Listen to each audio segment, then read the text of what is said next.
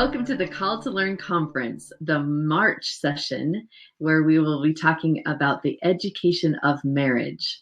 And we're going to be bringing in Audrey and Blaine Rindlisbacher. Yep. And also... That was a fun interview. It was a great interview. You're going to love interview. it. You're going to love it. It's going to be fantastic. And they'll be on at 11, so we will quickly get to the point there. And by 11, we'll get them started. And then also we are going to be... having Christopher and Melanie Ballard, and they're going to be talking about goals and setting goals in the marriage. And as a couple setting goals. As a couple, yeah.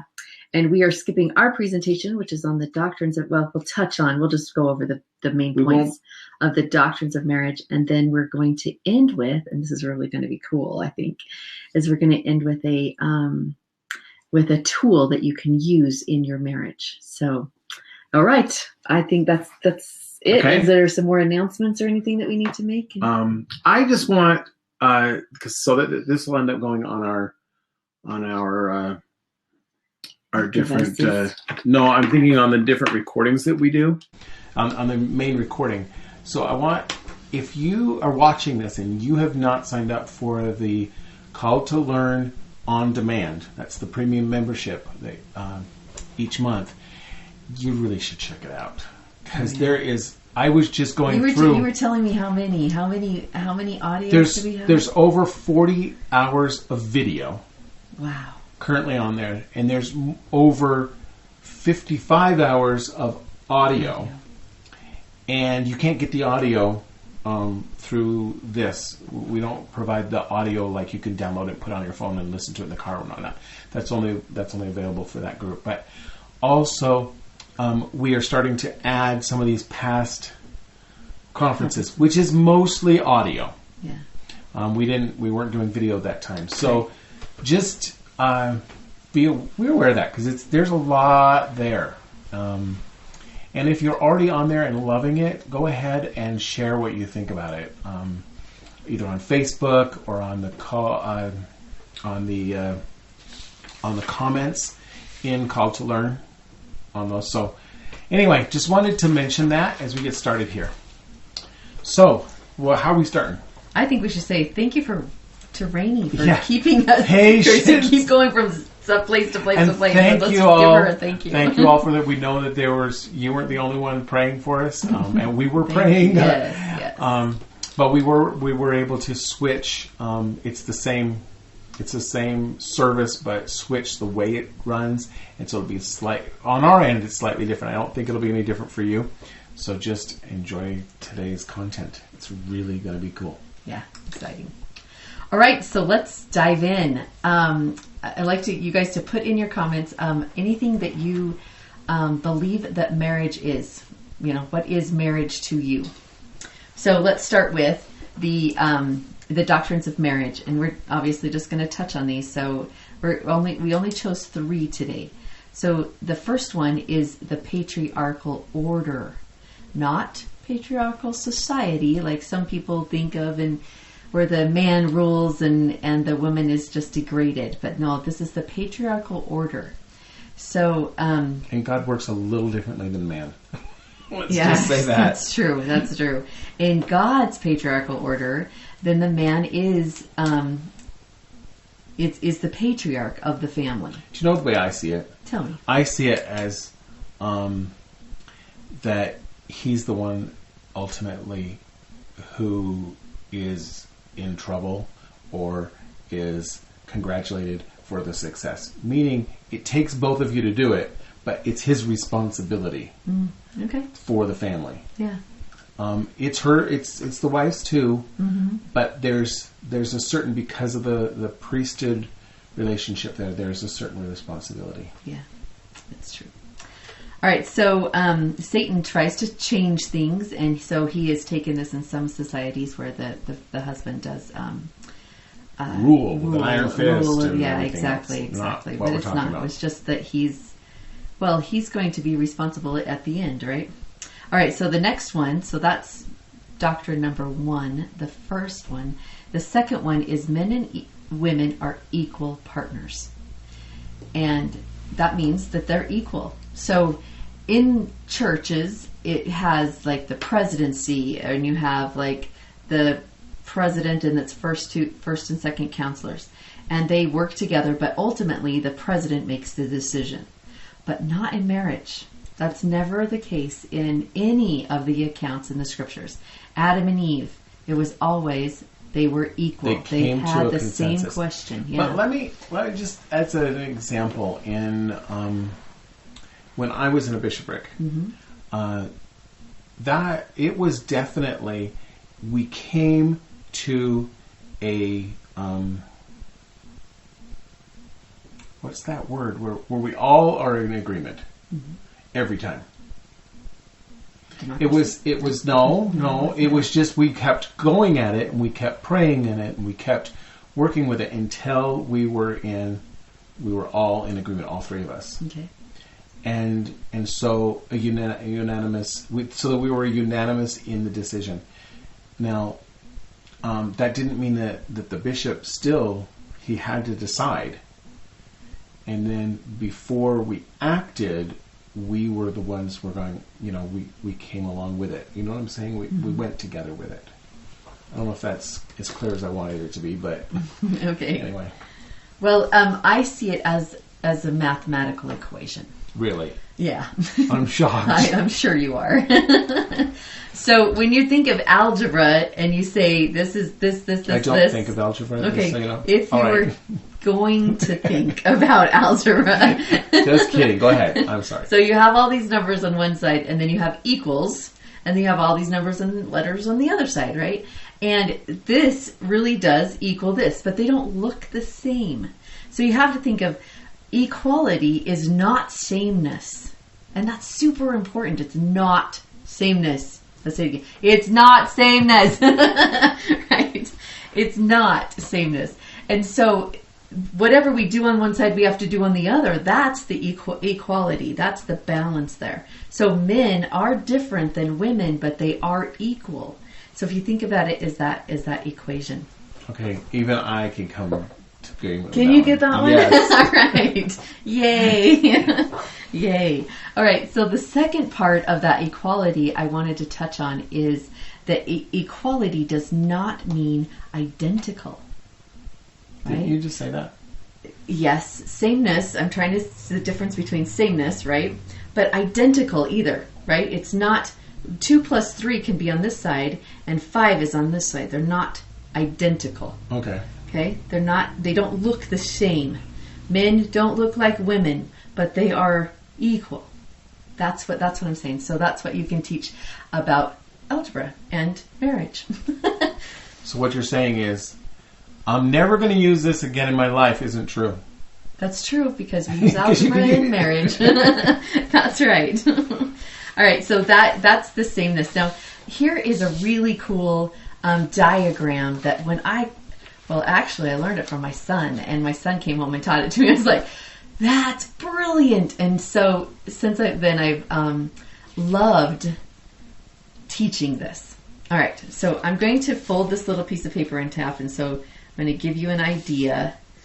And this is one of those things where we thought of this this morning. So yes. There wasn't time. I mean, as far as showing this to you, so there wasn't time to but I get a printed graphic. It off. You guys can get it. Yeah, kind of. You guys are smart, right? Okay, here is the plan of salvation. Okay, the plan. This is before we came to earth. We went through a veil. We came to earth and we live. I mean, our spirit continues to live. Our body goes in the grave. And then here we are judged and resurrected, and we go through a veil again, and then we go on to heaven and eternity. Okay, so that's the case there. Now, if I were to fold this in half, this half of the plan, the woman brings the children through the veil.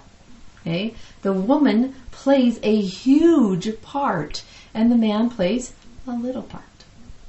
You get that from the birth of a baby, right? So this section is where the mother plays the big role and the father plays a little role. Now on the opposite end of that, you have the father is in charge of or responsible for bringing his family back through the veil into heaven. So here the mother plays a small role. So father, big role, mother, little role. And when you open it up,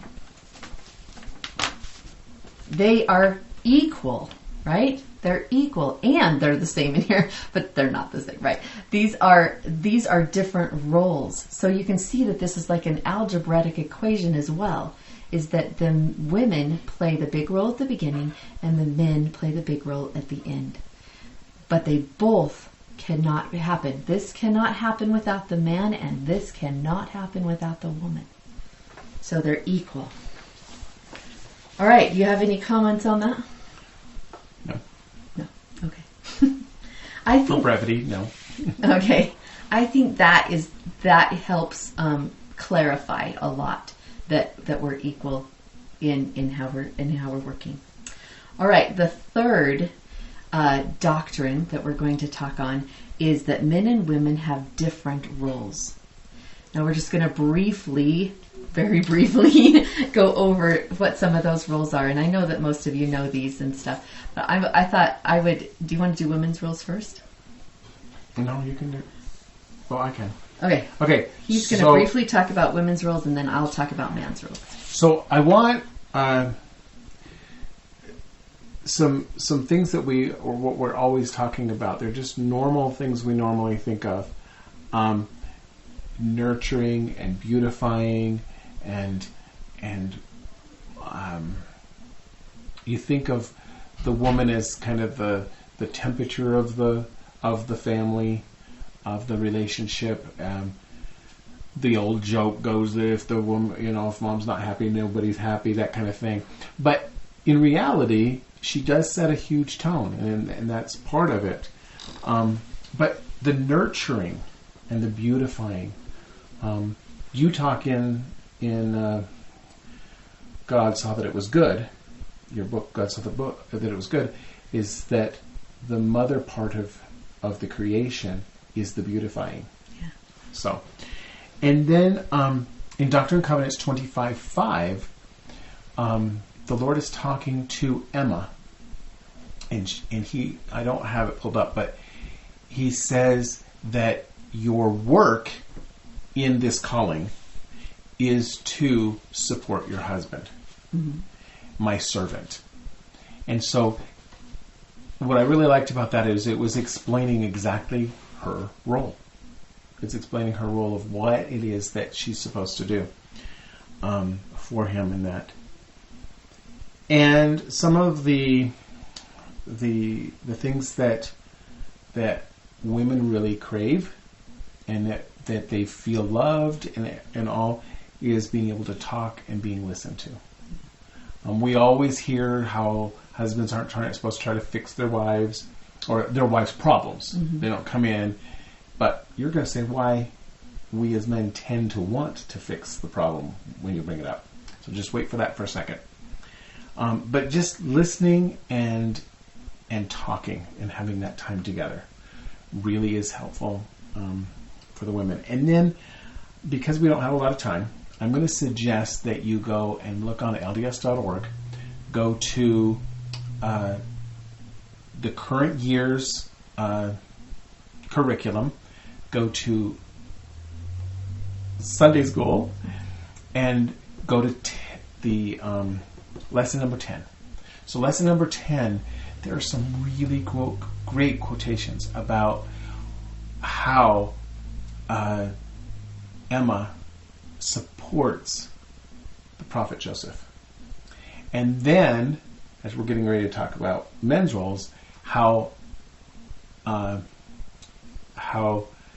Joseph supports Emma. And while you're talking, I'm going to find the one piece I wanted to share with that. So you go ahead and start talking about the men's roles. All right.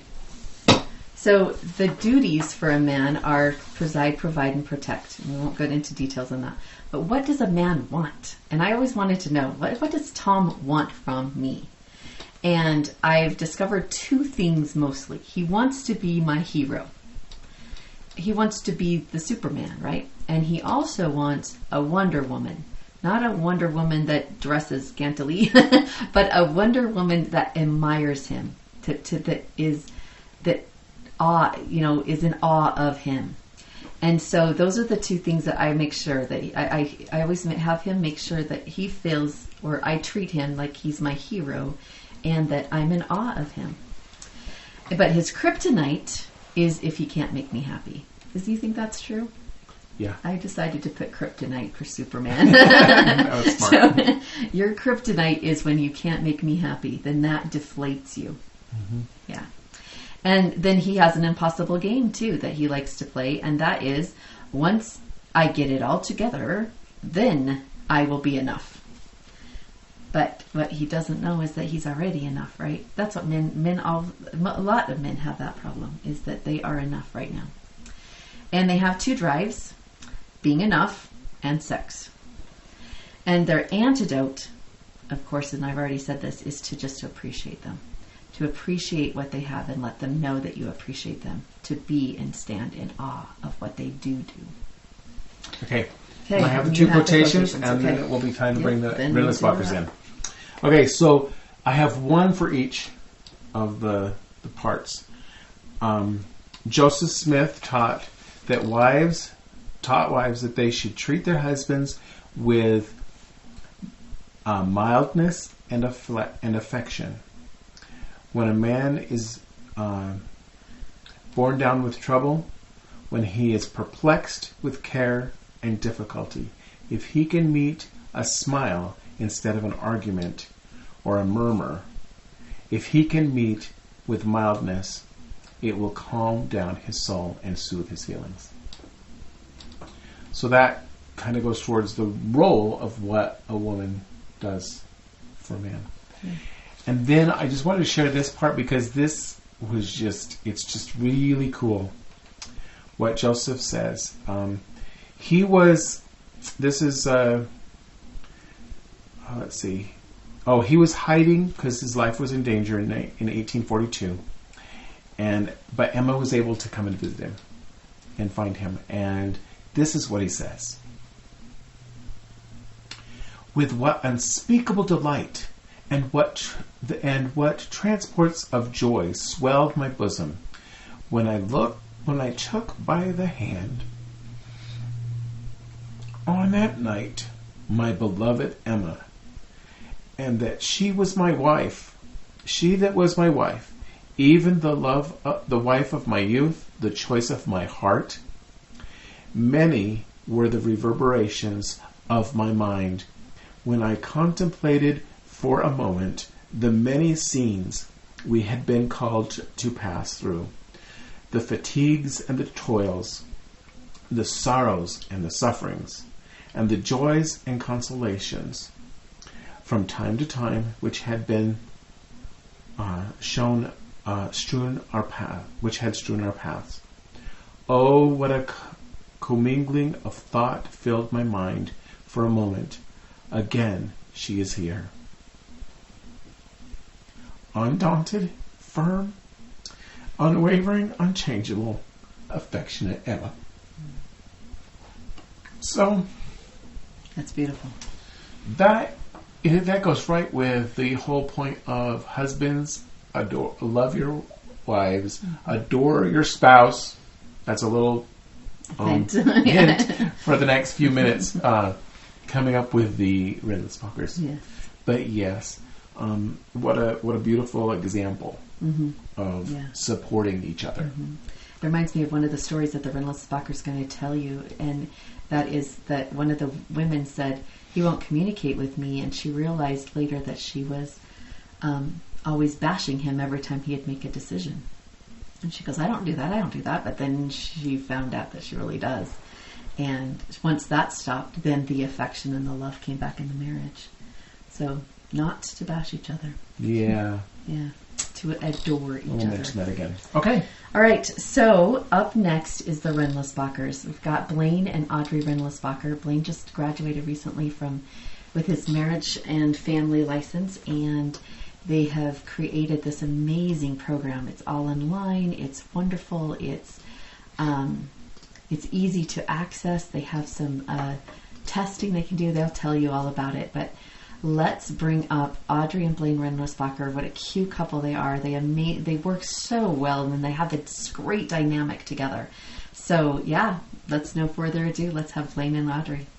Okay, here you go. Hi, this is Tresta with the Call to Learn Conference, and we have Blaine and Audrey Rindlisbacher with us. Thanks, you guys, for coming. You're welcome. Thanks for having us. Yeah, I'm excited to learn from you today.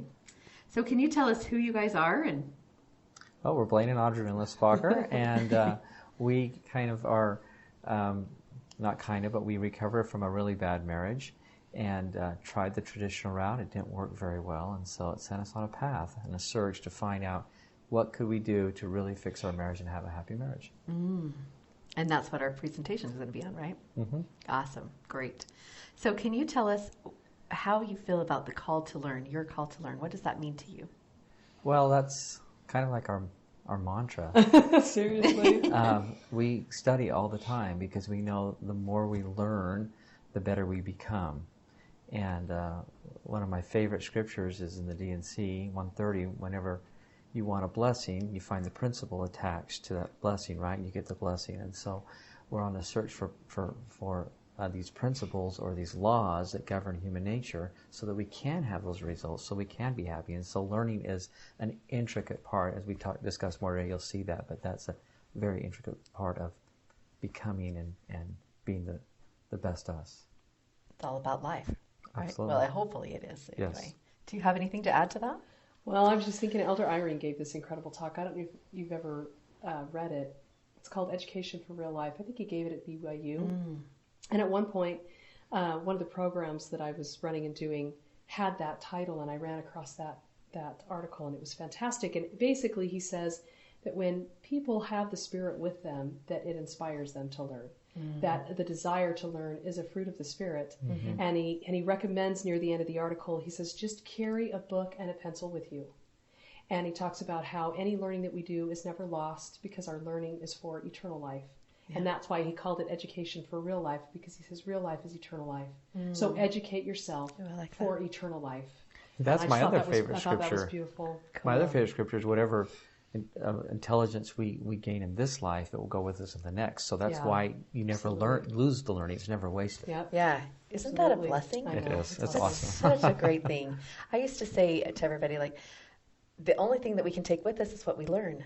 But I learned something else, and you guys are going to touch on this, I'm sure, is that it's not just what we learn, but it's the relationships that we make too. So yes. It's both. Absolutely. Yeah. Yeah. Absolutely. That's cool. Yeah. So, Blaine, can you tell us a little overview about what you're going to teach us?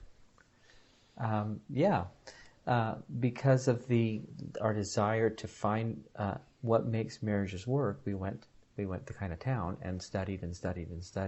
And through learning and educating ourselves, we were able to really heal our marriage and find those principles in the process. And so that's kind of in a nutshell what we're going to be discussing today. All right, great. All right, well then teach us. We're excited to hear. Well, it all started when we first fell in love. Things were really, really good until about, a week or two after the honeymoon. Oh, my goodness. Yeah, so far into the marriage. Yeah. We were going really good till then. Things were okay, but they kind of did go south pretty fast. And after about 5 years, we got in an argument. And this is so uncharacteristic of Audrey. But in this argument, she was like so, what's the word, flabbergasted or so... Oh, I was just at my absolute wit's end. Yeah, I don't know what the word is when you're totally beyond frustrated. Yeah. Nothing was working. So she slapped me. Nothing was making anything better, and I was just so out of control. Yeah. So she slapped me across the face, and she's never done that before or since. Now, the slap wasn't great, I admit, but the look that accompanied it, I was like, oh no, I'm in trouble. Yeah, things are worse. What are we going to do? And that is indicative in marriages. Most of the time, the women feel more of the pain and are for sure. a lot worse off. Yeah. Men tend to be a little more clueless. So it was a wake up for Blaine, so that was good. So the next morning, I said a prayer. And I opened the yellow pages, we had those at the time, and called a marriage counselor, and we went. Ironically, that marriage counselor was divorced. I know. And but she said, I can teach you, I can help you, and it was good. It was she did some good things. The best thing, though, that I found out as we've discussed it over the years, the best thing about going to marriage therapy was the fact that I would go. That he called, that he took me, that I would spend the money, time and spend the money. It was all out of pocket. Huge message. I'm serious about you. I'm serious about the marriage. I'll do whatever I need to do. So before you were probably questioning just going together was very, was therapeutic. And I really kind of was clueless because I really did love her a lot. But I was really just kind of clueless on how to have a happy marriage. Yeah. Because when I eventually figured out what to do, then I did it. And we have a happy marriage. Yeah. So that was really a good kind of a shot in the arm because of my commitment. She saw that. But the biggest problems in our marriage weren't even discussed. Yeah. After a few months, the counselor we were didn't even get to them.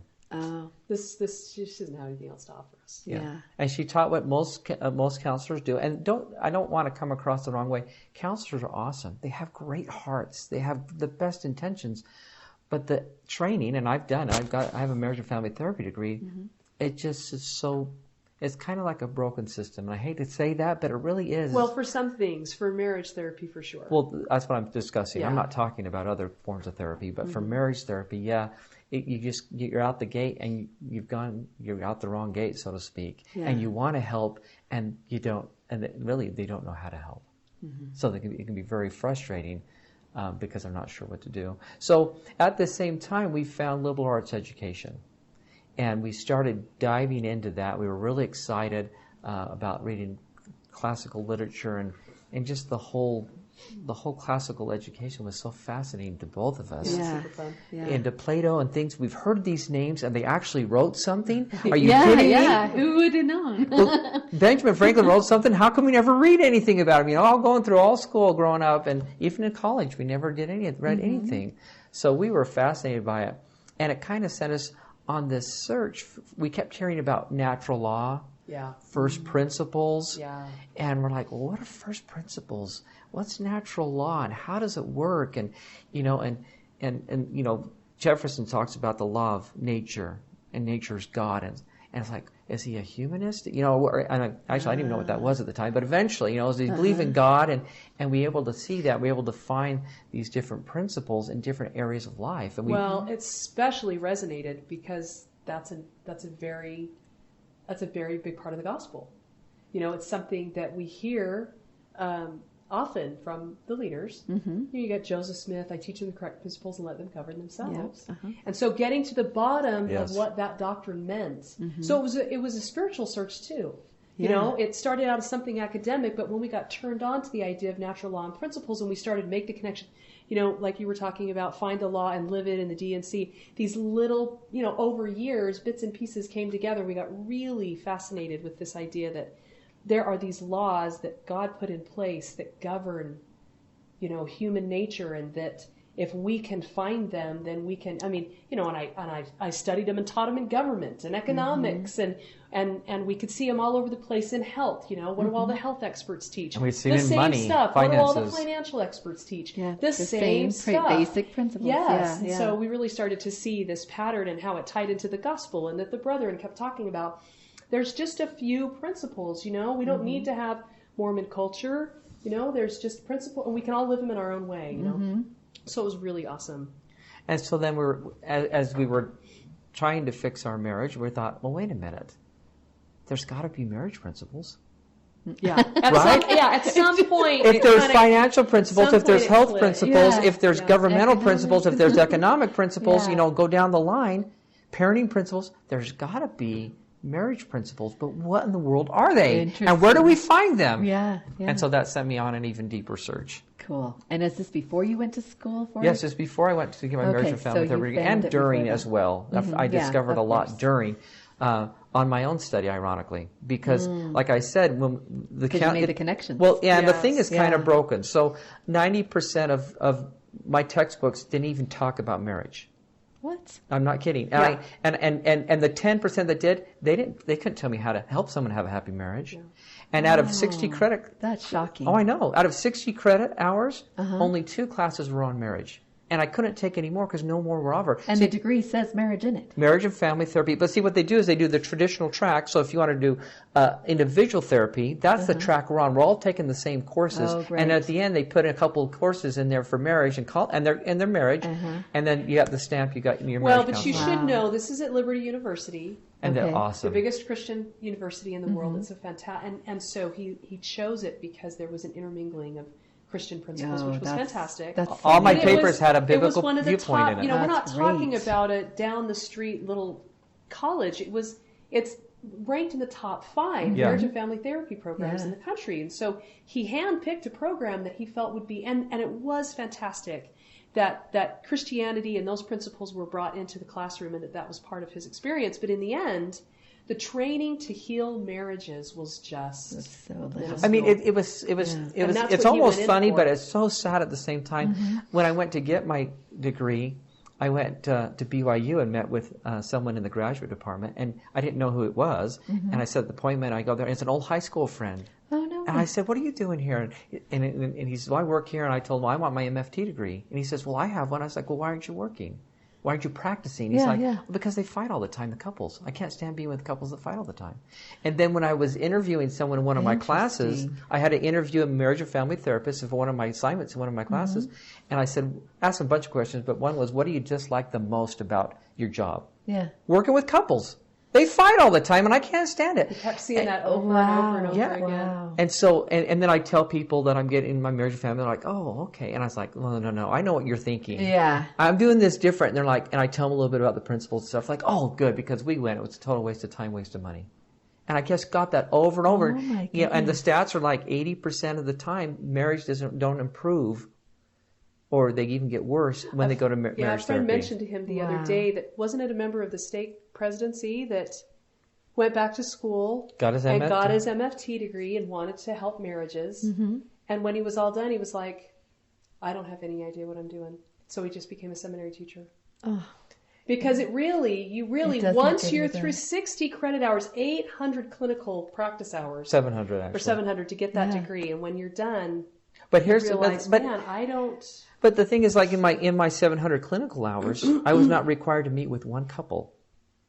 I just have to do the internship, right? And so, Yeah. do the internship. Am I going to do it at an addiction recovery place? Am I going to do it and work with children? Am I going to work with people with anxiety and depression? So you got no hands-on experience. Well, I basically. did because I made it a point to, because I Okay. wanted that. Yeah. But He I'm went not out of required. personally, like- No He one's went out of required to fandom. do it. Wow. And so there's just these things that kind of stack up Yeah. against it, which is sad because I know, I mean, my colleagues, or what do you call them, colleagues and students? Yeah, yeah. In the school, they're awesome people. They want to help. I feel this calling from God, and I mean, they would talk about it that way because it was Yeah, Christian, right. and I want to help people and do my life purpose and da da da.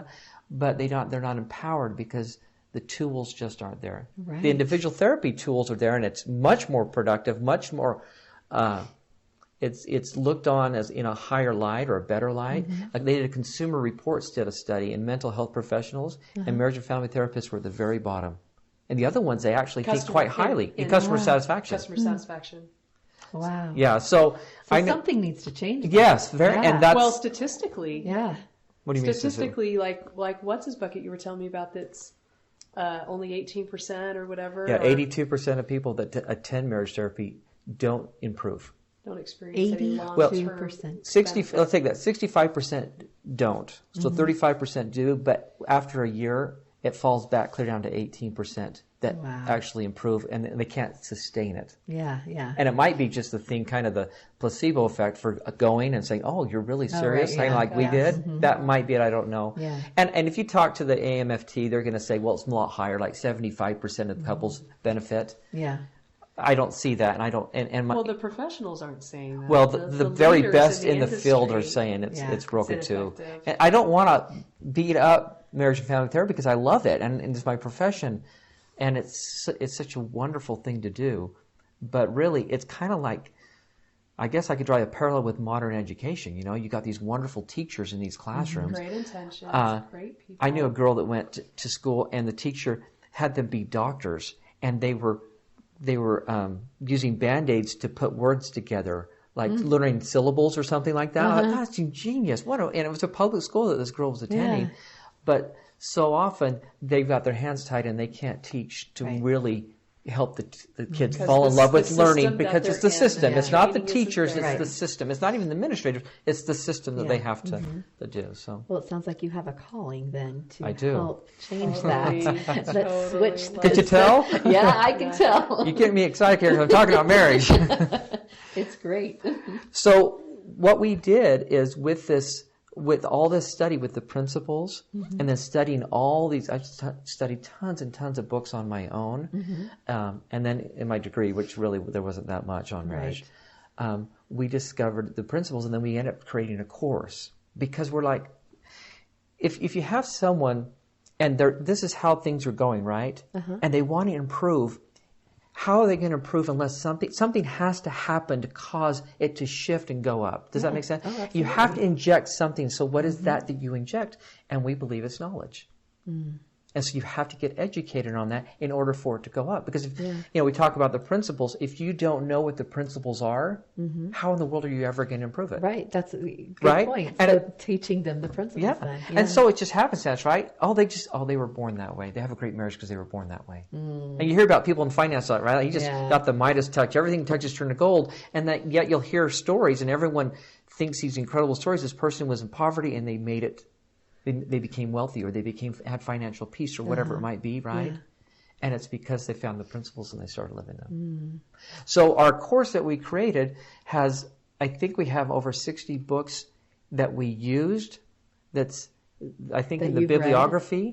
No, more. We've read more than that we actually used in the course. There's like 80 or 90 in the bibliography. I'm talking about the bibliography.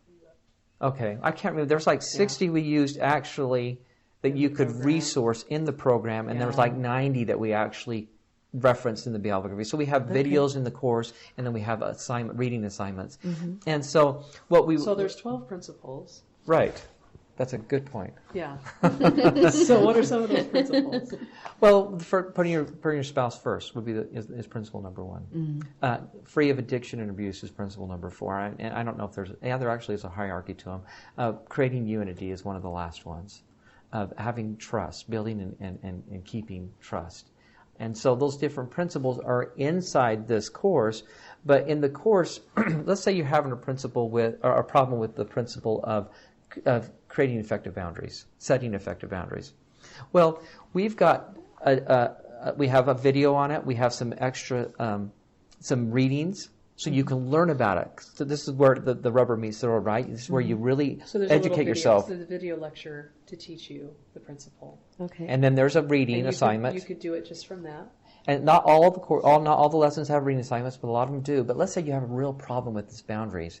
Well, then we've got a dig deeper section, and you can read and read and read and read to educate yourself, to pull yourself and figure out how to set healthy boundaries. Yeah, great. Yeah. So so we kind of had this epiphany about there must be marriage principles.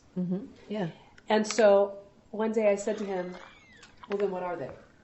And he was like, I think I know what some of them are. And so for the next little while, it was going back to the books and really pondering and thinking about our experiences, about some experiences he'd had, working with couples in the internship and all that kind of thing. And finally nailed it down, brought it to me. We talked about it, hashed it out, and came up with 12.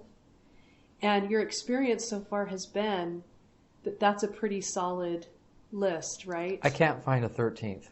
Yeah. Well, are you wanting to? No, I'm just wondering if there was. He wants to make sure and I've gone over the list over and comprehensive. over. Is this really a principle? Yeah. I don't want on the list if it's not a principle. Oh, yeah, absolutely. And am I missing one? And I haven't been able to find one that I'm missing. What's so incredible, too, is that really, when you look at this list, you can go to adoreourspouse.com and the list is there with some information on them. In fact, you can take a free assessment that tells you how you're living them. I love that. It grades That's on cool. each principle. Yeah. But anyway, when you look at that list from a gospel perspective, what you see is that all we've done is ask couples to live the gospel. I mean, really, ultimately, there's some stuff. There's definitely things on that list that therapists don't do at all. Understanding your spouse. Or that they're unaware of, or that they can't do. But of course, some of the principles are forgiveness. Huge, Blaine went back through a whole bunch of, several hundred people take the assessment, maybe 1,000 at this point. He went back through them and looked at the numbers. Number one principle that's being broken is resentment. Oh, so wow. The number one thing that's cankering marriages is resentment. And then that's leading to breaking other. Well, and it makes sense though, because there's 12 principles, and every time someone breaks a principle, you resent your spouse because they did it, right? Right, yeah. And they're the hardest to forgive, because if they love me, why would they do this? Mm-hmm. Yeah. I've told them, but they keep doing it. Yeah. Right? Yeah. Because often they don't know, or they don't understand, or they're just stubborn or whatever. Or you can say, I've told you, but they don't remember that at all, and then they'll say, then there's resentment with me saying, hey, there's not, and I told you once, I don't need to tell you 100 times. And sometimes the hardest person to forgive is the one you sleep next to. Yes. Absolutely. Yes. Absolutely. That's where the gospel really comes to home, in your life. The people that are very closest with you. Can you live the gospel with them? Because if you can, you're then probably you going to be can fine. live it other places. Yeah. Sure. Yeah. So I had written curriculum, and I'm just good at organizing information. So he came to me and said, here's the 12 principles. How can we make it into a course? Mm-hmm. And so I just helped organize it, and then he got busy with taking the very best, and he didn't let any principle go by without researching any material or book that might be available on that particular principle, ordering the top 5 to 10, and then studying those and choosing the very best. Awesome. And I still study regularly. So if I find something, then I can go back and I'll insert it into the course. But the fundamental idea is that you can learn a principle, you can educate yourself on that principle, and that will lead to greater happiness and fulfillment. And we know intuitively that it's true in several core areas of life, and we teach it in the gospel. I mean, why would the brethren talk about, financial self-reliance? If it's not possible. Because it's not a religious idea, right? Right. But it's a very spiritual idea. And of course, we're talking about eternal marriages. We're talking about families. I mean, we all know the kind of decay that's happening to the country. Oh, yeah. I mean, not just on a microcosm. I mean, the heartache that happens in the bedroom, the heartache that happens in the home, but it bleeds out into the communities as more and more families are broken. And it's really a massive societal problem in addition to being a problem in the home. And ultimately, it's a spiritual problem, which is why the brethren talk about it, because we've been commanded to create eternal families. Yeah.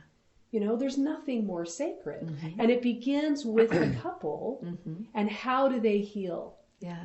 Well, and our motivation, they can look at a principle and they can learn it and they can apply it like they would saving or getting out of debt or eating healthier. It's within their grasp if they know what to do. And that's really been such a chronic problem of what do I want to, but what do I do? Yeah. And when you have a mental health profession that feels almost as helpless in marriage therapy as the couples themselves do, well then, how do you fix that problem? One of our main motivations to put this course together is that a lot of people have a good marriage, but there's just one or two things that are really bugging them, but they'll never set foot in a counseling office. Because the man's got to overcome his pride, right? And it's like, what? Are you serious? And plus forking out the money, and they don't want to do that. Yeah. And it just and things are good enough, well, why would we do that? Well, now with our assessment, people can take it and it grades them on each principle, how they're living it, and it sends it back an email within a few minutes and say, look, principle 3, principle 12, or whatever it is, you're troubled or you're struggling in it. And so they can get the online course, which is less than a month of traditional therapy costs, and they can go in and fix it, and then they have access to everything in addition. So that was one of the major motivations. Plus, all the things that we were learning and we were fixing our marriage, we saw people close to us that were struggling, and one of the main number one rules is you don't counsel or you don't do therapy with people that are close to you. Because when you show up to Thanksgiving, they're like, they know what, wait a minute, he knows these things, and I'm like, I know these things, and we don't want, so we don't do that, but I could give that to people that are close to us, because I really want to help people that I love, that I know really well, but I can't do a normal therapy situation Right, with them. right. So but here, you can give them videos that. But they can do the give whole them course on their education. own, Yeah. and they can Yeah. get the education, they can learn the Yeah. principles, Oh, and their yeah, marriage that can get makes better. totally sense. And so we've had a bunch of our family actually get involved in the course. Awesome. Beautiful. so here's an example. You know, yeah, hypothetically, conceptually, it should work, but it really is working. So really does work. So I walked into a room actually today with a couple family members who are actually doing the course. We were at a shower for my niece, and my sister turns to my niece, who's like, so we have a YouTube channel, and every week we post a video, and we'll give a little tip, and then we'll have a challenge. And so this particular niece loves the challenges, and she talked her husband into doing them. So then my sister was there, and she's about to get married. And this is a second marriage, so she's really wanting to make it go well. So she's going through the program. Okay. So she said, I just happened to walk in the room when she's talking to my niece, and she says, "Yeah, so it said I should read His Needs, Her Needs," which is an unbelievable book, by the way. Incredible. Go get it. And I was just absolutely floored to when I read. So it talks about, the book is about how women have 5 needs and men have 5 needs. And when you understand the needs of your spouse and you work on meeting them, things really begin to improve. And one of the principles is to know to meet your own needs and to meet your spouse's needs. That we all have real needs, and to discover those and to meet them. So my sister turns to her and she's like, "Well, I mean, I knew intimacy was like, you know, up there for men and super important. But what I couldn't believe was that men's need for recreation was almost as high as their need for intimacy. And that women think that men want to just go be with their male friends, but most of the time fishing. they would rather do those recreational activities with their wife. But they And need it's to do it with their their way wives. of bonding with their wife, and they need you to find similar hobbies and do those hobbies with them. And she just kept saying, I could not believe that need is almost as high as their need for intimacy. And I see now a major thing I did wrong for 20 years with my first husband. Wow. That's the power of education. Wow. Yeah. Yeah. Absolutely. So let me tell you another story. And So this she was is, like, so we're going to figure that out, and we're going to do that right this time. Wow. And that's awesome. Great. Yeah, it's really. I awesome. love to hear stories like that. Yeah. We this was a while ago. We had moved to Texas, and I was driving the moving van back, and I had at least probably a 24-hour drive one way. Okay. And so I thought, well, I'm going to listen to something. So I went to the library and I found Men Are From Mars and Women From Venus. And it's mainly about communication. And I don't want to do communication because that's what everyone talks about, but this is really a powerful thing. So I'm listening to this. That's what therapists are trained to do for the most part. Is to teach communication. Yeah. Yeah. And that's what our therapist did. It's one of taught us. It's just one of the 12. Yeah. Right. It's not. You shouldn't trump all the other ones, but Yeah. you're right. Because if you don't trust your spouse, you can communicate till the cows come home. Yeah. But you've got to fix trust. Yeah. So I'm driving back and I'm listening to this. It's actually on cassette. Is that not? So it's been a while. Don't say that. No, I had this little cassette player. I'm playing it, and he says, "Okay, so this is what you guys need to do. Your wife wants to hear. She wants to be understood. She doesn't want you to fix things." And I was like, I think I'm going to do this. When I get home, I'm going to do this with Audrey. And he says, now, as she talks to you, don't get defensive. And I was like, well, why would you get defensive? He's like, but just don't get defensive. I'm like, sure, okay, I won't get defensive. And he says, and then as you go along, she'll say, you got to make sure that she knows that you're listening to her. So you got to say, yeah, okay, honey, yeah, I understand. And I was like, this guy's a dork. How in the world did he sell one copy, let alone 20 million or whatever? This is ridiculous.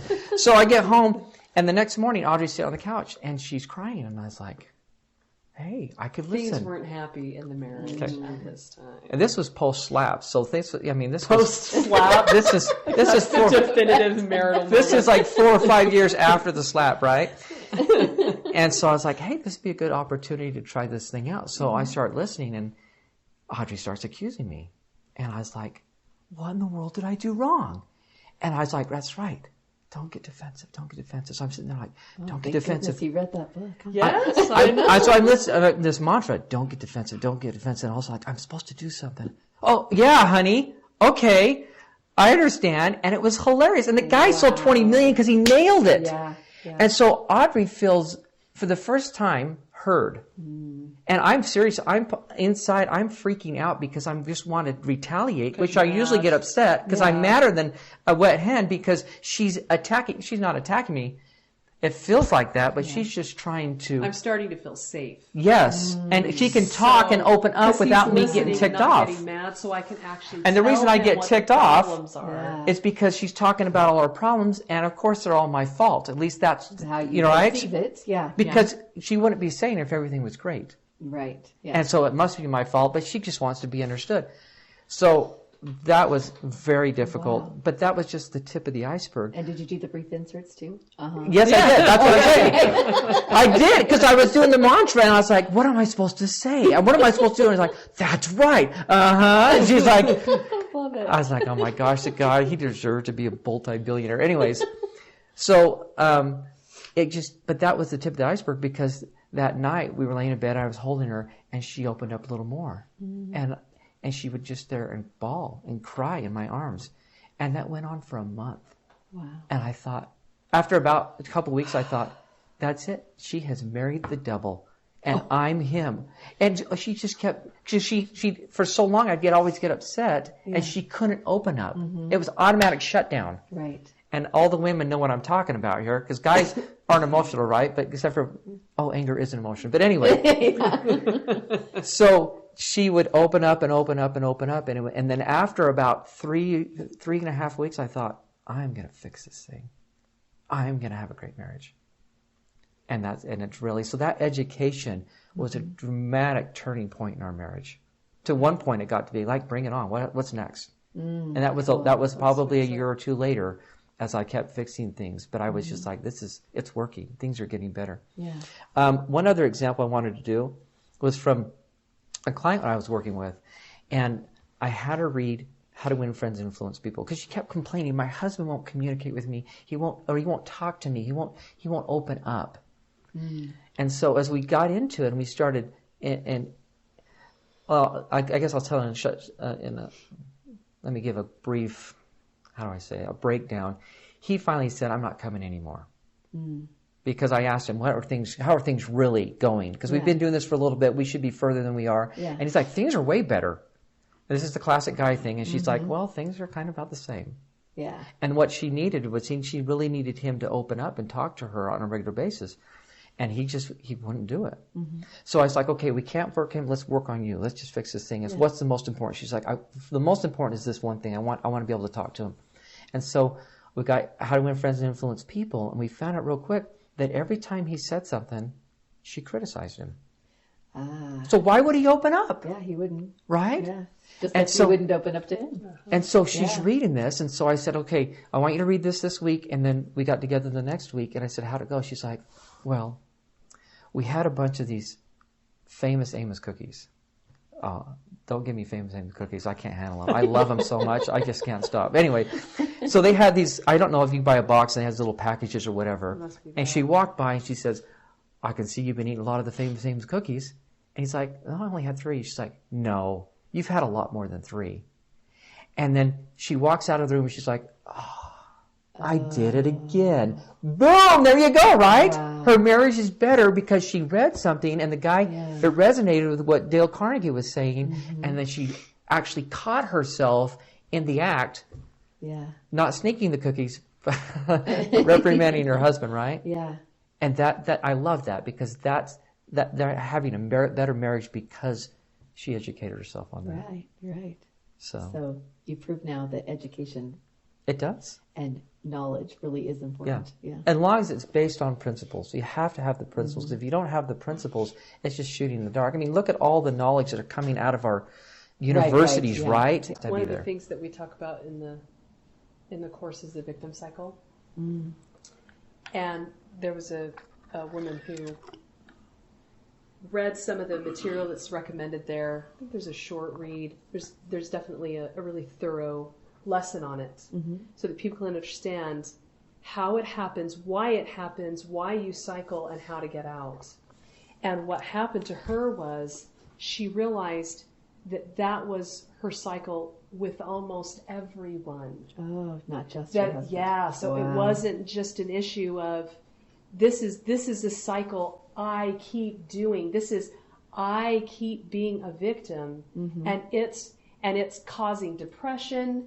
It's causing destructive thoughts. I mean, it just reverberated out into, and one small thing like that, Blaine told me once, I mean, obviously he doesn't tell me who anybody is. I don't know who his clients are, but sometimes he'll tell me a success story now and again. He was a man that would yell at his wife. No, he would scream at her.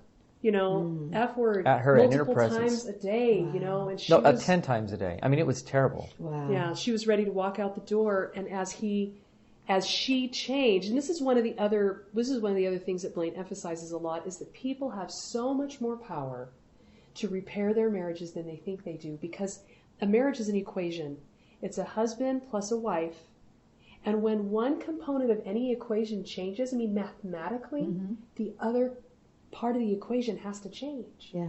So They when don't have you choice. get busy as an individual, you don't even tell your spouse you're interested in working on the marriage. You just work on you, and the whole first part of the program is about you. Then what he keeps finding is that the equation in the marriage changes, and the other spouse becomes more excited about a spouse who's treating them better, or who's changing, or who's becoming better. I think in this instance, she started exercising more. She started One of the principles of meet your individual needs, which she started doing. She started feeling better, going out having and do more social energy. things that she hadn't done, and she started So feeling she's way reading better. these books. She's watching the lessons. She's really becoming converted to being a better her. He's noticing the change, and that's like turning him on. Like, right? Like she's Well, their spouse is more amazing. attracted. Who's not more attracted to their spouse when they're becoming a better person, Yeah. Yeah, absolutely. And so her heart starts to soften about his issues, and she starts to see him as in a different light as her needs are met, and she doesn't feel so strung out. And so they have a couple interactions that really soften him, and finally at one point she says, "Would you be willing to just watch you gotta back up one step. Oh, back up one step. He's screaming at her, and she's like, calm down, calm. And he goes up, and she goes up to him, and she rubs his face and says, "You're better than this." And he's like, I mean, he was floored. Oh my and he's gosh. like, this is what he did. He said, "You're right." Isn't that incredible? Yeah, that's incredible. And then go on here. Well, anyway, so then she comes to Blaine and says, okay, he's willing to watch one of the lessons. Which one should he watch? And Blaine thinks about it and kind of prays over it. He knows him and his situation, and he says, have him watch the forgiveness lesson. That's the only one he'll do. Have him do that one. And I did some of I've just spoken a lot, and Blaine wanted it to be a marriage couple. What's the word? A course taught by a couple for couples. So he asked me to do some of the lessons. Right. And so at the beginning of that lesson, I talk about, I don't know if you ever heard of, what's the name of the book? Amish Grace. Did you ever hear the story of the Amish? The 9 little girls that the were killed. milkman who came in. No. So they had I'll just tell you really quick. Okay. So they had a milkman that delivered the milk to this Amish community. And he had their first child had died after she was born. And they were Christian, and he had become very embittered. And he had let that resentment canker his soul over a period of years. And they had 2 more daughters who he loved dearly. And his wife was able to make her peace with God and forgive God for taking her baby, but he didn't. And he was so full of anger and resentment that he decided that he needed to pay God back. And the way he was going to pay God back was to take the lives of innocent young girls. I have heard this. Yeah. So he went into the schoolhouse and gunned some of them down. So I tell that story, and I talk about what are the Amish forgiving them, and what are the components of forgiveness. And we have a couple beautiful resources in the program to help with forgiveness. I talk about some scriptures and what are the tools that you need to use in order, and why forgiveness is about you and nobody else. It's not a permissive activity. It's about you, how anger feeds it, all this kind of thing. Anyway, he watches the first 22 minutes of the lesson. Here's that story and some of the introductory material in that lesson. And then he stops. He turns it off. And she says, he just sat there and he was quiet. And then They watched it together?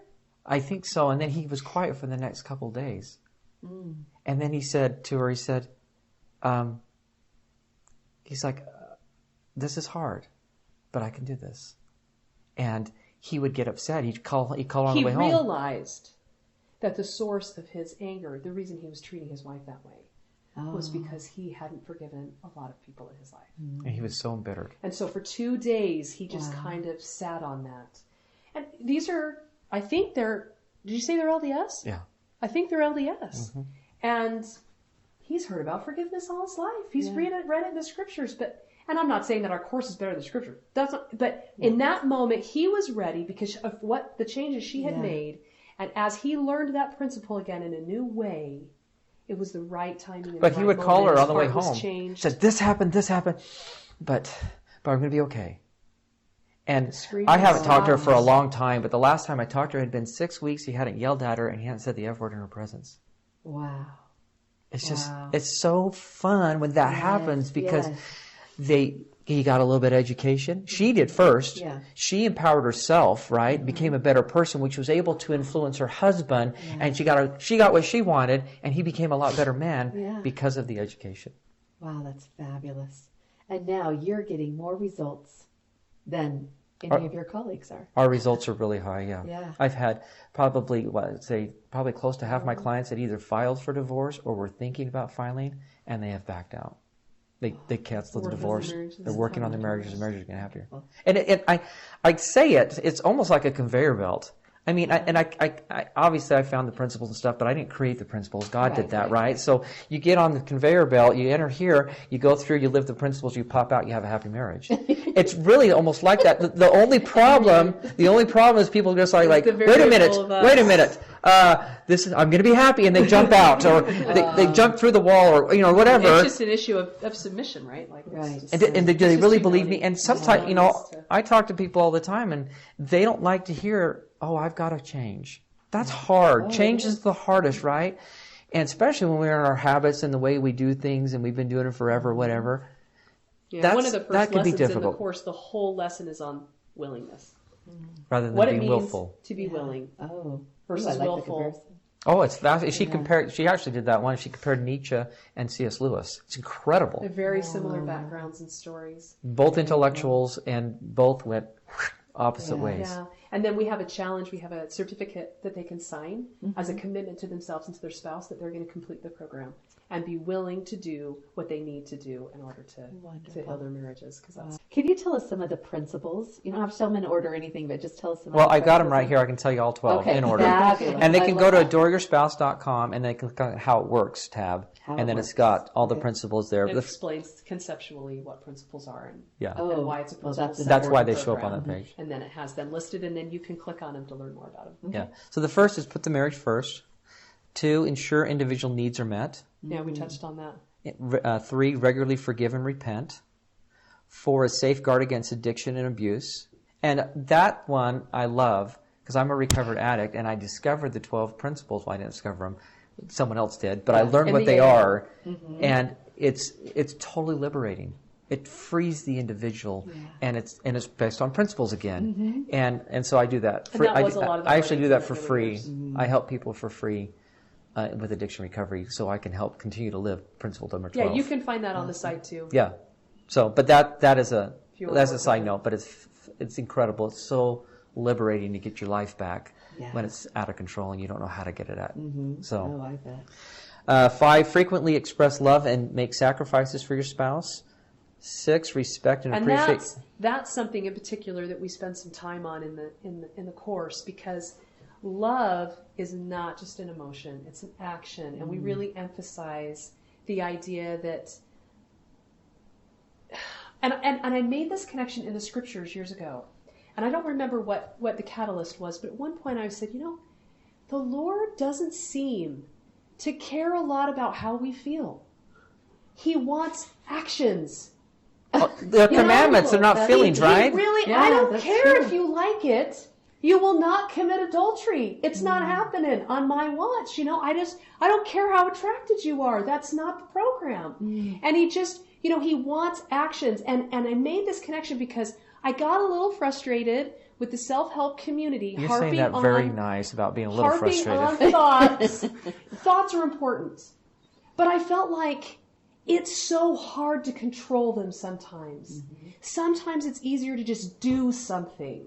And as I studied that more and looked into that more, I came to see, and I went back to the scriptures to make those connections. I realized the Lord doesn't seem to care a lot of the time. He just wants you to do it anyway, no matter how you feel, because He knows that when you act, the feeling will follow. Yeah. That's why we're asked to serve, because He knows that the fruit of service is love. Mm-hmm. And so that's the same in a marriage. We have so many people walking away from their... I know a woman whose husband came to her last year and said, I just got home from this business trip, and while I was gone, I realized I was thinking about you, and I thought, I care about her well-being, but I don't really miss her. So that must mean I don't love her. Mm. So she begged him to go to therapy. They went for a few months, and they're divorced.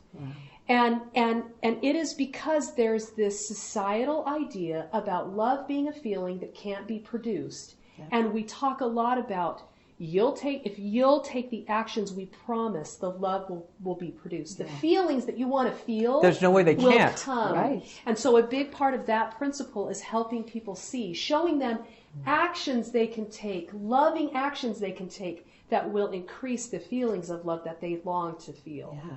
So I actually had a client. Fiddler on the Roof, right? Yeah. Yeah. Absolutely. Totally. I had a client who she went to the mailbox one day and got the mail. And she's like, oh, what is this? I don't know what that, it's from some law firm or something. And she set it down. And 2 days later, she's like, oh, I got to open the mail and check it out. Mm-hmm. And it was a divorce papers. Oh. That's how floored she was. Wow. And she just did everything in her power to serve him. She says, I'm doing whatever I have to do to fix this marriage. Because I had no idea. I thought I was the only one hurting in this marriage. I had no idea he was. Wow. And she went to town. She did everything. As a matter of fact, she jumped out of an airplane for him. Wow. Because he had wanted to for years. Yeah. And she surprised him on their anniversary. And she was petrified. And she did. And at one point she told me, she's like, my heart's breaking. I can't handle this. I am crazy in love with him. Because she was taking so many massive actions towards him. She was falling head over heels. Yeah. And what's amazing is before that experience, it was just complain. Oh yeah, he could never do anything right. You're terrible. This marriage stinks. Interesting. Service works. Yeah, totally. Yeah, action. You do actions and you sacrifice for your spouse and you'll fall in love fast. Yeah. And if you think about it, when you court, what do? You do whatever you can, right? I'll do this, and people fall in love. Hey. When you're courting. Let's just do it when you're dating. Yeah. Let's do it when we're 40. Let's do it when we're 60. Yeah. Okay, so we were on Principle 6, respect and appreciate your differences. 7, truly understand your spouse and yourself. And but what respect and appreciate your differences, that's a big deal. It's huge. And there's a lot in there on that one, because too much of the time, we think that differences are bad. Mm-hmm. And often when you get I had a girlfriend read one of the books that we actually recommend in the program called Please Understand Me. And she was struggling in her marriage. This was years ago, and I had her read that book and learn about her temperament and her husband's temperament. Mm-hmm. And I didn't know at the time, but she was considering leaving him at the time. Mm-hmm. And she so came to understand him, she realized how badly she needed him. Because they were so different, their differences made them stronger. The differences, she needed all of as she came to see her weak spots and read about his strengths, she realized why she'd been attracted to him and could learn to not only appreciate but respect that he brought so much to the table that she'd been complaining about, that she was angry about. Why are you like this? And she realized, I've got my head in the clouds all the time, and you're totally grounded, and I need someone pulling me down to earth, or I'm going to float away. And that was just one of the things. Anyway, great. Could go on forever, but we sure could go on forever. That's a big one. That is a really big one. They're all big, but marriages. All 12. The biggest ones are the ones you're not living. If you're not living number 3, it's huge. If you're not living number 9, doesn't matter what it is, right? Yeah. They're all. But number 7, I love. Truly understand your spouse and yourself. This is something we have never seen taught in the therapy world at all. Mm-hmm. And it's Audrey is a planner. I'm not. I fly by the seat of my pants all the time. Okay. And tonight would be an example of that. And so she can resent me because I'm not a planner, or like she's like, I mean, almost every day of our marriage for years. What's the plan today? I was like, I don't care. If you want a plan, create one. It doesn't matter to me, right? Yeah. And so, but I found out one time, she's like, I want to do a big planning session. I was like, what? You want to what? And it's like, okay, I can do a week. She's like, no, I want to do a month. I was like, a month? Are you insane? Why don't you just stick a fork in my eye? I mean, it was horrible. So anyways, I'm serious because I am so not a planner. It would stress me out that you want to plan forever. Well, she's over here getting stressed out because I don't want to plan. Yeah. So when we planned the whole month, it took me a long time to admit. I mean, to say it vocally and publicly, but I want to help marriages, so I do. If I look back, that month went better than almost any month of our marriage. It's hard to say still. But it really did. And matter of fact, I asked her to plan now. Yeah. Oh. Because it's a strength of hers, and it was not of mine. And so I've become a better person because I understand that about her. Well, think And about you this. respect that. Yes. Did you discover anything about yourself in your 30s Yes. that you didn't know when you were younger? Yes. And that's the point Yeah. of this principle, is that marriage should be an adventure where we're always discovering who we are and who our spouse is. Yeah. And instead of resenting that, be on a quest, Yeah. to find out more about who each of you are and to love each other more for who you are. I love it. Yeah. I mean, that's almost like adventurous. Yes. And fun. And Yes. like, okay, put me on. Yes. It's a blast. Yeah. We did this, 2 years ago, a year and a half ago, we did Strength Finder. And I was like, oh my gosh, that's who. I learned something about Audrey, and I was like, that is cool. so awesome. She learned some stuff about me. That's why you do that, because one of mine is significance, and I want to have a lot of impact, you know. And so when we talk about things, I was like, I got to tell the whole world. And she's like, well, let's just go, let's start with the neighborhood. But I got to tell the whole world because of that strength I have. Yeah. Yeah. So it's been really fun. And it's been good for you to learn that too about yourself. Oh, it is. Right? It's very empowering. Yeah. And I can't remember the one I learned off right off the top of my head Well, right now. and But to there's not think that you're just a finished package. Mm-hmm. You know, I had a True. I taught this class once, and this woman came, and she was kind of cynical and negative all during the class. We can't put up with it. So then I get an email like a week or two later, and she's like, first of all, the whole email just ripped into the class and how terrible it was and whatever. But she started out the email with, you know, I'm just one of those people that tell it like it is. And I've just always told it like it was, and I just tell it like it is. And I was like, giving herself permission to say whatever she that's wants. your excuse for just being a jerk wherever you are and not having to be a better person and labeling yourself. I don't know. I wish I remember where it was, but I remember one of the general authorities recently talking about we label ourselves by our weaknesses. That is not okay. Anyway. Yeah. Okay, so principle 8, build and preserve complete trust. And that's fascinating how the research we've done, and that's in the course, how you build trust. It's not just integrity. The 3 key components of trust. Integrity is huge, right? I'm going to say what I say something and I actually do it. But competency is huge. Oh. And we don't even think about the competency, right? Oh, good point. So anyways, that's fascinating. 9 is engaging in kind and effective communication. 10 is maintain healthy boundaries. And, you know... So big. Oh my gosh. It's so big. He's still just... Because again today, I've got to find. I mean, there's good material in the course, but I've got to put a whole seminar together because woman after woman keeps allowing themselves. I don't even think the men are trying to do it, but they're getting ran over. Because I think, I'll just do that. Okay, I don't like it, but I'll just do it to keep the peace. I'll just do it to keep the peace. And they get run over and run over and run over. Did I say the verb wrong? Is it run or ran? It's run, sorry. I've been working on my English for years. But really, and I feel so terrible. As long as you keep working. If their husband's all the problem, but they allow all the problems. Because someone that's really strong and knows how to put in healthy boundaries, they don't allow that in their home. Yeah. Which makes the husband a better man. Yeah. So, I mean, it's super, super important. 11, clarify and fulfill responsibilities. Who's in charge of the trash? Who's in charge of the income taxes? A lot of contention in homes when responsibilities aren't distributed. And if you are in charge of the taxes, and we both decide, okay, you're in charge of the taxes, then I don't babysit you on it. Because you're in charge, right? Yeah. I'm going to check about, have you done taxes yet? Have you done it yet? And did you do it this way? You've got to give the ownership and allow them to do it their way. Yes. And so that's part of it. So that's huge. And then we have some stuff forms and stuff that you can do, and talk about what different areas of the marriage to look at when you're working on that part of your marriage. Awesome. And then the last one is create unity in all areas of the marriage. In all areas. Yeah. So, and I'll have in my assessment, it will say, well, like finances. Are you united financially? Are you united in with intimacy and parenting in the gospel? Are you united in your life purpose? Are you united in employment? You know, does the wife work? Are they both okay with that? Does the wife want to be home? I knew a couple one time, and she kept having major resentment because she wanted to stay home with the kids, and he kept saying you have to work. So you've got to be united in everything. Education, approach. Yeah. We have a cool tool in that end part of the program when you're working on those kind of advanced level skills, unity kind of being the pinnacle of, what do you think of as a great marriage, a unified marriage, right?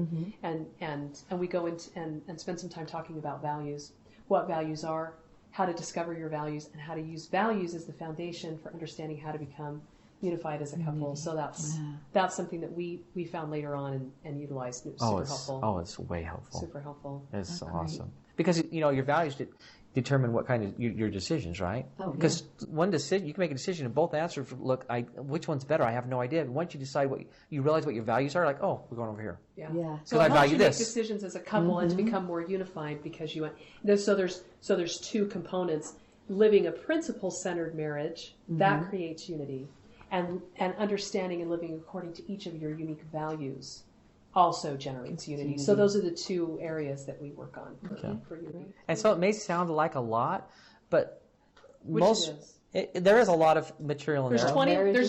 There's 20 lessons. Okay. But you may only have a problem with 3 of the principles.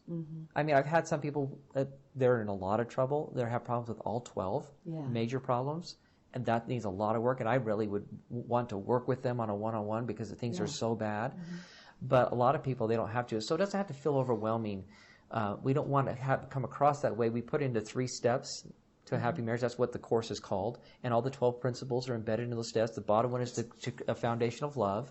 And then you build trust. And then you create unity. So those are the 3 steps. And it's meant to be a lifelong resource. Yeah. So hopefully people return to it and utilize it when they need to. That's and they don't ever feel stuck. Like, this is how can I go back to? Yeah. And they have access to blank. And that's not perfect. We don't sell perfect marriages. That's in the other life. Yeah.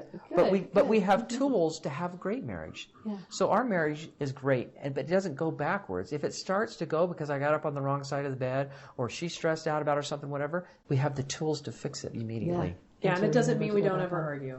And it doesn't mean that everything always runs perfectly, or we don't get frustrated with each other. What I love about your principles is they're actual principles. They're not just words.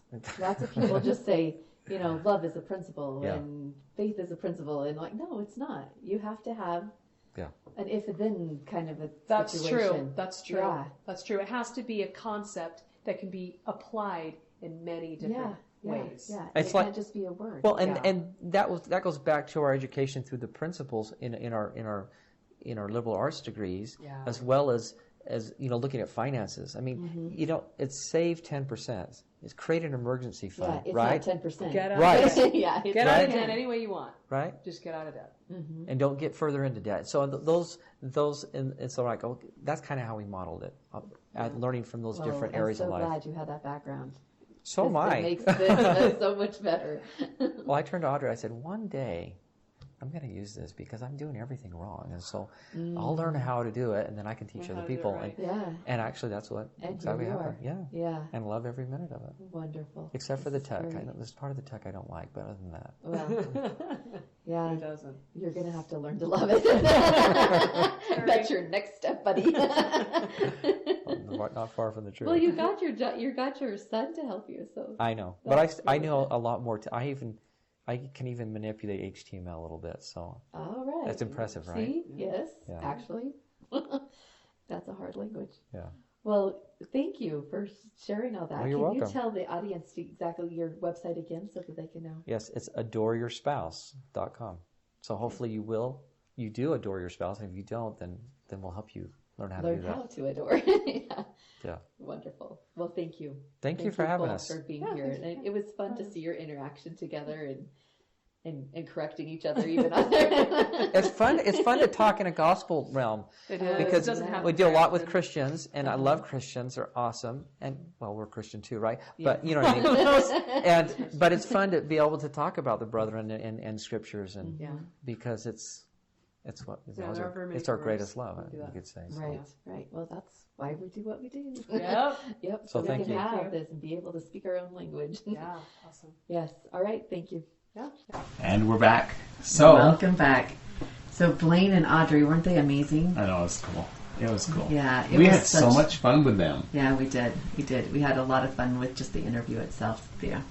So, go to adoreyourspouse.com, and if you have any questions, go ahead and put them in the chat box now. Blaine is here with us still, and he is here to answer any questions, and that you have. Yeah. All right, so tell me something that you enjoyed about Blaine and Audrey. There were so many different What? pieces that were so good. Was there something that stand out? Well, one of the things that stood out to me was how well it went with what we've already been talking about today. Mm-hmm. We have the doctrines, then of course principles. Yeah, and they have great principles. And the principles I are love that it's showing, principle-based. and it's not, like you just said it a few seconds ago on the video, it's not one word. Yeah, it's not the Pretending one that's value. pretending that's a principle, but actual principles. Mm-hmm. Another, just something fun I noticed, I just think is really important, and I made a mark about it, was she said that she didn't know who it was, but someone had recently said, a general authority had recently said, we label ourselves by our weaknesses. Yeah. And I thought, how many times are we labeling our spouse by their weaknesses too? Yeah, true. And as things are not going well, we start labeling against weaknesses, and we notice those weaknesses instead of noticing those strengths. Yes. I loved what they talked about serving each other. Mm-hmm. And I loved how just that reminder that as we serve someone, we fall more in love with them. And we hear that all the time. We experience it and hear it all the time when people serve on a mission, or people go and do a humanitarian effort, that they fall in love with the people. Why? Because they're serving them. Yeah. And the same thing will happen in our marriages if we will just serve each other. Yeah. I remember a universal principle. For yeah. Sure. Well, I remember asking you a few times, and it surprised me your answer when I said, how can I help you with that? Or how can I serve you with that? Mm-hmm. And after I used that a few times, and all of a sudden you were like, what's going on here? But I mean, in a positive way. You reacted like, wow, I really appreciate that. Yeah. So it really is a big, it not only helps you to fall in love, but that person to feel appreciated. Mm-hmm. So that's what I really like. That's true. Yeah, and I really like that you said celebrate your differences. Because so many times we accentuate our differences, and he's this and she's that, and I love that to celebrate them and to really appreciate the differences that you make up for my weaknesses and vice versa. Yeah. And I think it's really important to notice that, because we've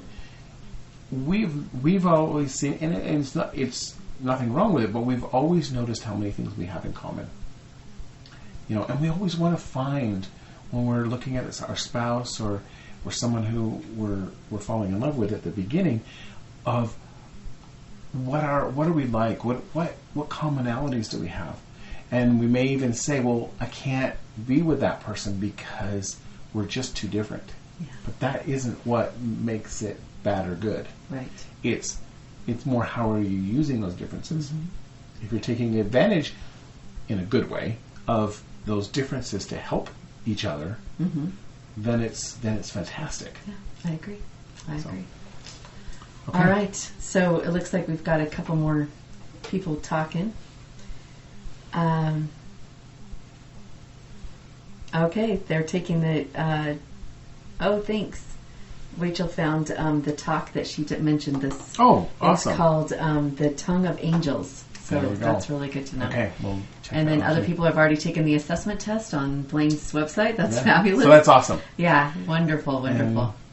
All right. Well, Blaine, thank you so much for being here. And thank you, Audrey, too, for just being able to give us so much and enrich our lives. I've learned a lot from you guys, and I just admire you a lot. So thank you for being our guests. All right, on to the next subject, huh? Well, it's No, it's the not subject, the but same subject. it actually moves beautifully along with it, because we're going to talk about goals Yeah. and how can we use a common goal together to help increase the bond in our marriage, Yeah. to help improve the What I marriage. love about this is going to be Christopher and Melanie Ballard, and they talk about goal setting as a couple, like setting goals together as a couple. And I have to admit that it was like, what? We never do that. I mean, I set personal goals and we set family goals, but And we talk about the goals together. Yeah, we talk about them, but we've never set couple goals. Okay. Okay, maybe we have, and I was just like, what? This is a new concept for Okay, me. so I I'm don't know.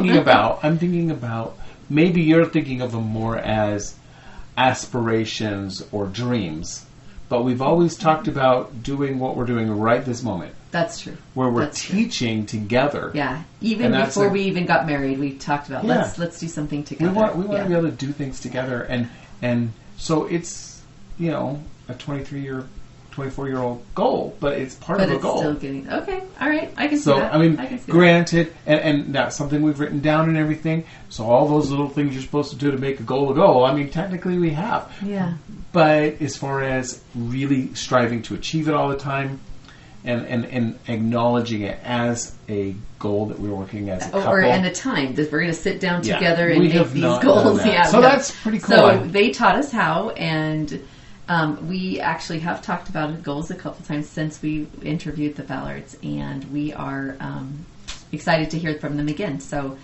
let's introduce. I guess that means I need to Christopher pull up the and- video. Yeah, that would be helpful. Christopher and Melanie Ballard have been great friends. They do the mom's retreat and the dad's retreat, and they are also just a dynamic couple together, and you can tell in this video. Running your family without setting goals is like traveling in a canoe without any oars. Frantically paddling against the waves and the currents with your hands, totally exhausted and minimally effective. Setting and achieving goals as a couple focuses your strength and your power and propels your ability to get where you want to go. You may already be an individual great goal setter, but we want to talk about making goals together as a couple. Right, and we felt impressed that we should focus on the idea of maybe looking at some aspects of goal setting from a different perspective. And not just the goal setting process, but I guess the goal achieving process as well. Just casting all of that in a different perspective. And there's 4 specific ideas we wanted to focus on. First, what we wanted to talk about is the idea that including God in your goal setting and in your efforts to achieve your goals will increase your success. And second, we want to talk about the idea of redefining the idea of successful goal setting and achieving. The third thing that we want to talk about, the third idea, is that striving for shared goals together as a couple creates synergy and will have an empowering and synergistic effect. And then the fourth idea is that Satan, and not you, is your greatest enemy in setting and achieving your goals. Okay, so talking about including God in the making and striving for your goals. For several years, I have mentored women in setting and achieving their goals, and I have found some common patterns. And first, this is almost never fail predictable, that they come and they set really lofty, high, exciting goals. And then we find that achieving these goals was really not what they wanted, or that they interfered with other higher priority things. Interestingly enough, it wasn't that the goals were too hard as much as they were simply the wrong goals. So then we spent a lot of time thinking about what really was most important in these things, and then decided to ask God what he thought the goals should be. Number 4, deciding to ask God what the goals should be brings about dramatically different results than number 1, setting high and lofty, exciting goals. So some examples of what this might look like would be in a marriage. Maybe you both want a more unified marriage. Your goal might be weekly date nights. But God might say, go to the temple more regularly. Maybe you both want to have more financial income, and your goal might be to set goals on how to earn more money. But God might say, spend consistent daily time in the scriptures, which will help you refine your desires and consecrate your income. Maybe you both want a more loving marriage. Your goal might be to spend more time together away from the daily stresses of life. And God might say, I am the source of love, always. The love you feel in your heart is directly proportional to your connection with me. If you want a more loving, close, unified relationship, come closer to me. It makes me think about how much power and help and insight God will give us in achieving goals that maybe we just think are great versus goals that he's directed us to set and be working on. When we include our loving, all-knowing, and perfect Heavenly Father in setting our course and our destination, then we can expect his power. This course looks like this. You sincerely ask. I think sincerity is defined by our obedience to the light and truth he's already given us. So I think to sincerely come with a question takes some back work of, okay, I'm already going to obey to what? The inspiration I've already received. And then to move forward and act in faith. And then return and ask, is there more? Or what's next? And then continue that throughout your life. It's very important, I think, to use the power of the atonement to change, make the changes in your life. We're not left to our own ability in achieving the things that we need. We have a power through the atonement. Elder Bednar talks about this in April of 2012. He said, I suspect that many church members are much more familiar with the nature of the redeeming and cleansing power of the atonement than they are with the strengthening and enabling power. It's one thing to know that Jesus Christ came to earth to die for us. That's fundamental and foundational to the doctrine of Christ. But we also need to appreciate that the Lord desires, through his atonement and by the power of the Holy Ghost, to live in us, not only to direct us, but to empower us. Individual willpower, personal determination and motivation, effective planning and goal setting are necessary, but ultimately insufficient for us to triumphantly complete this mortal journey. Truly, we must come to rely upon the merits and mercy and grace of the Holy Messiah.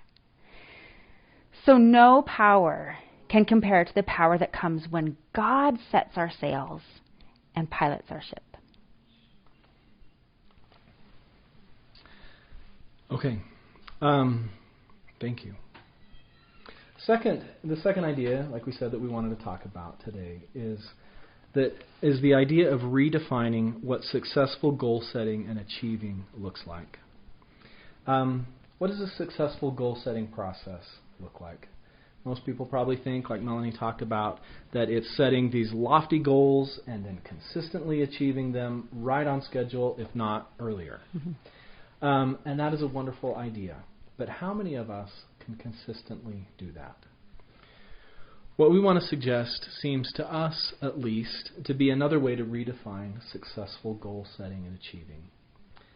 Could a successful goal setter be someone who just simply keeps trying? Could successful goal setting and achieving be more about progression instead of perfection, perfectly reaching our goals right on schedule?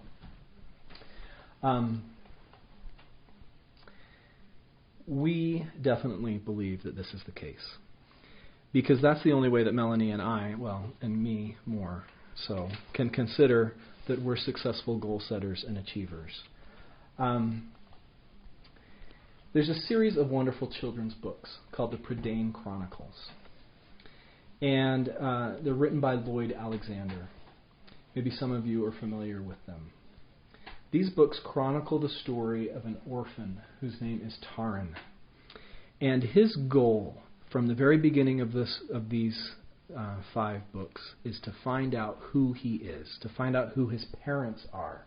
He wants to know if he is of noble birth. That's his goal. And in the beginning, Taran meets this wise enchanter. His name is Dalban. And Dalban is also Taran's guardian, since he's an orphan. And in the very beginning of the books, Dalban counsels Taran and says, there are times when the seeking counts more than the finding. Then we follow Taran through his adventures, and we get to the end of the stories. And in the last book, Taran returns to Dalban, and he has failed. He has failed in his goal to discover who his parents are, to discover if he's of noble birth. But over the course of his journey, he does discover who he truly is. He discovers his real character. And in the conclusion of the last book, Taran now tells Dalban, he gives him this lesson that he's learned through his adventures. He says, once you told me that the seeking counts more than the finding, so too must the striving count more than the gain. So to Melanie and me, success is not perfectly achieving our goals. Instead, success lies in continuing the journey and choosing to keep striving, even though you might feel like you've failed, or maybe you've completely given up in the past. President Uchtdorf gave us this counsel, this important counsel about setting goals. He said, another thing we need to remember when it comes to goal setting is this.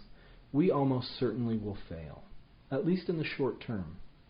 But rather than be discouraged, we can be empowered, because this understanding removes the pressure of being perfect right now. Knowing this takes away much of the surprise and discouragement of failure. When we approach our goals this way, failure does not have to limit us. Even though we might fall short of the finish line, just continuing the journey will make us greater than we were before. The third idea that we want to focus on is that setting and striving goals together as a couple is synergistic. Synergy means the interaction or cooperation of 2 or more organizations, substances, or other agents to produce a combined greater effect than the sum of their separate parts. The story is told in northern Canada that an ox poll was being held to determine who had the strongest ox. The winner pulled 9,000 pounds, and the runner-up pulled just a few pounds short of that. The owners and the old-timers who had witnessed the competition started to debate how much the two could pull together if they were teamed. The wagers went down. Some bet 16,000 pounds, another 17. Still another felt that they could easily pull they could easily double their singular efforts of 18,000 pounds. When the 2 oxen were hitched together, they actually pulled over 26,000 pounds. That is synergy, the whole being greater than the sum of the parts. One example of synergy that we have found in our marriage is our methods of disciplining and correcting our children. Earlier in our parenting adventure, we both had our own methods for doing this, and generally I was more mercy-focused, and Chris was a little bit more justice-focused. Neither of us were wrong in our approaches, but we were not unified. We were both pulling in the same direction, but we were pulling separately.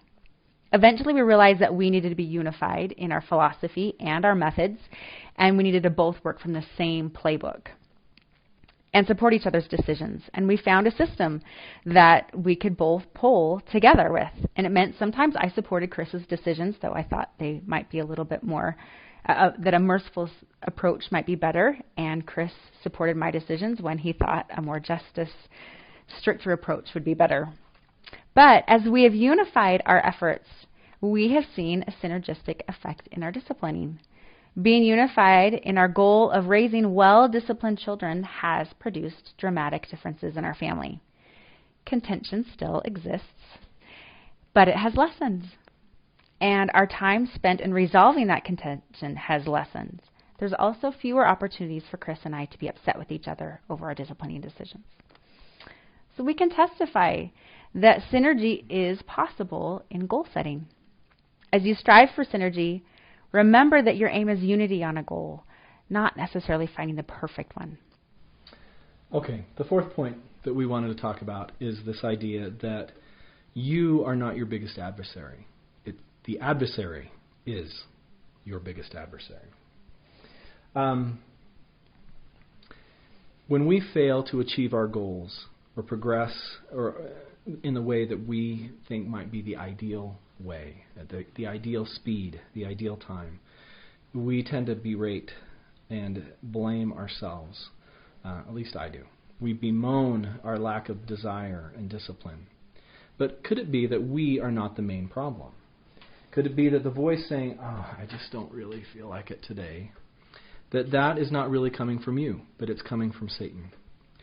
Could it be that Satan is subtle enough and crafty enough that he can make it appear that he is whispering to you in your own voice? Could it be that you really do have the desire and the capacity to achieve your goals, or that you can find that capacity as you seek it through the atonement's enabling power? And that therefore the idea of, I just don't feel like it today, is really a lie that is sent by the father of all lies. When I get those thoughts of, I just don't feel like it, or it's too hard, and when I get those thoughts and I can see them as a satanic attack, not the product of my own weakness and frailty, it's much easier for me to overcome those thoughts. I am far from perfect at doing this. I still give in to those thoughts very often. But I'm more successful at overcoming them when I recognize that the problem really isn't me. The problem is that I am under attack from the enemy of my soul. Somehow the thought that I'm under attack stirs something in my soul. It puts me into a warrior mindset. It makes me want to defend myself, and it gives me energy to do so, to fight for my happiness. When I shift into this warrior mindset, I remember that my goal is something that will bring me happiness and fulfillment. It's something that I want to fight for. It's not just drudgery. If I stay in that I don't feel like it mindset, then I see my goal as an obstacle to happiness. I feel like then that doing something else is superior to achieving my goal, to finding the fulfillment that I know it really will bring me. I think this warrior mindset works for me, and it can work for all of us because it taps into a power that we all have over Satan. And we have that power because we have a physical body, while he doesn't. Joseph Smith taught that all beings who have bodies have power over those who do not. I think the warrior mindset works, at least I found that it works for me, because it creates in me a tangible physical energy that I can use to fight off this I don't feel like it attack. And not only to be on the defensive against that attack, but then to go on the offensive and battle for my own happiness and for the things that I really do want to achieve. So the next time that you start to feel like, I just don't want to, that you just don't want to work towards your goal, see that as the lie and the satanic attack that it really is. And find the energy and try and tap into the energy that having that warrior mindset can bring to you. We want to testify that your family is the most important thing in your life. You know this as homeschoolers, but sometimes we don't recognize that it's our marriage and our strength of working together as a couple that will give the power and the strength that your homeschool needs. That you are the crux of everything going well, and especially receiving that inspiration that God has for your individual family. And we want to give you excitement and hope about working together and seeing the route being together as a couple instead of finding an answer on your own, especially you moms. That the answer lies with your husband. And amen to that. And I testify that there is no sincere effort that God will not honor. And that we, as we seek Him and His help, that we will achieve everything that He has for us to achieve, even though it might not be exactly the way that we think it should or in the time that we would like it to be, to come about. That God will honor every sincere effort and desire. And we say that in the name of Jesus Christ. Amen. Amen. Christopher and Melanie Ballard. Aren't they wonderful? I think they are just a great couple and dynamic. So is there something of highlights for you? That I was thinking, I really liked right at the end where they say, they're talking about because you're working together as on a goal, you're really working with your spouse to improve you both. Mm-hmm. And you start to value your spouse even more. Yeah. So that's what I really appreciate on that. Okay. Great. I love what they say. I think also going along with yours actually is when they were talking about the oxen. And by yourself, you push one. Oh, yeah. And, you can compete against each other and you can get pretty far. But when you do it together, holy cow, it's not just double. No. Right? It's... Well, okay, so I was thinking... I don't know, times 6 was it or something? I was just like, whoa, that is so much more. Can't remember how much it was. Anyway, what were you saying? Well, no, I'm trying to remember it as you're talking. This morning, it's funny that it would come up again today in that recording, and then you just mentioned it, and I didn't. Because this morning when I was in the shower, I was thinking about that. I was thinking about when you're yoked with someone, that's what we are, we're yoked as a couple. I mean, it's so obvious with that analogy that if you're not together, you're not working to go together, you can't do near what you can do. And it's not just the same as, okay, so I'm just connected to my work and going forward. You're connected over here to your work and going forward. No, that you can do a certain amount. You can pull a lot. You can do a lot of work. Yeah. But once you yoke, if one of you doesn't do the work, then it's even then you're worse. Dragging that or person if you're too, or if you're trying to go, shifting, going this direction, and just trying to. It has to be worse together. than when you're saying. I think that's why people start to think, I'd just be better off without my spouse. Yeah. Because it's heavy, and they're going one direction and you're going another direction. And it totally messes it up. So I think that's why I think those goals that they talked about are so important, that we should do goals together. So because that's what keeps us going in the same direction, at the same speed, at the same tauntness. The tautness of the rope. Right. So that was cool. I really liked how they worded that and helped people to realize how you can work together on the goals to actually strengthen each other and strengthen that marriage. So I said it about 15 times, but it's really important. it's really valuable. So. Okay. All right. So our next part is we're going to teach you some things that Thom and I have discovered as we get mad at each other. Well, it's part of that. It's part of it. It's part of some things that we've learned from friends who have mentored on marriage, and part of it has been from what we've learned as we've mentored people, seen the pitfalls and the strengths that they have in trying to create that marriage good again or giving up, because we've seen both. Yeah, that's true. I think everyone has. Yeah, but and you guys have had friends that have been divorced, and it does cause pain. Or possibly yourselves. Or yourselves, and it does cause pain in other people other than the people having divorced. And that's what we realized when our good friends, that our dear friends, got divorced, how much it affected our family. And how even the little kids were like, what's going on? And why is this? And even when we were very specific and they supported us in that we were supporting each one of them.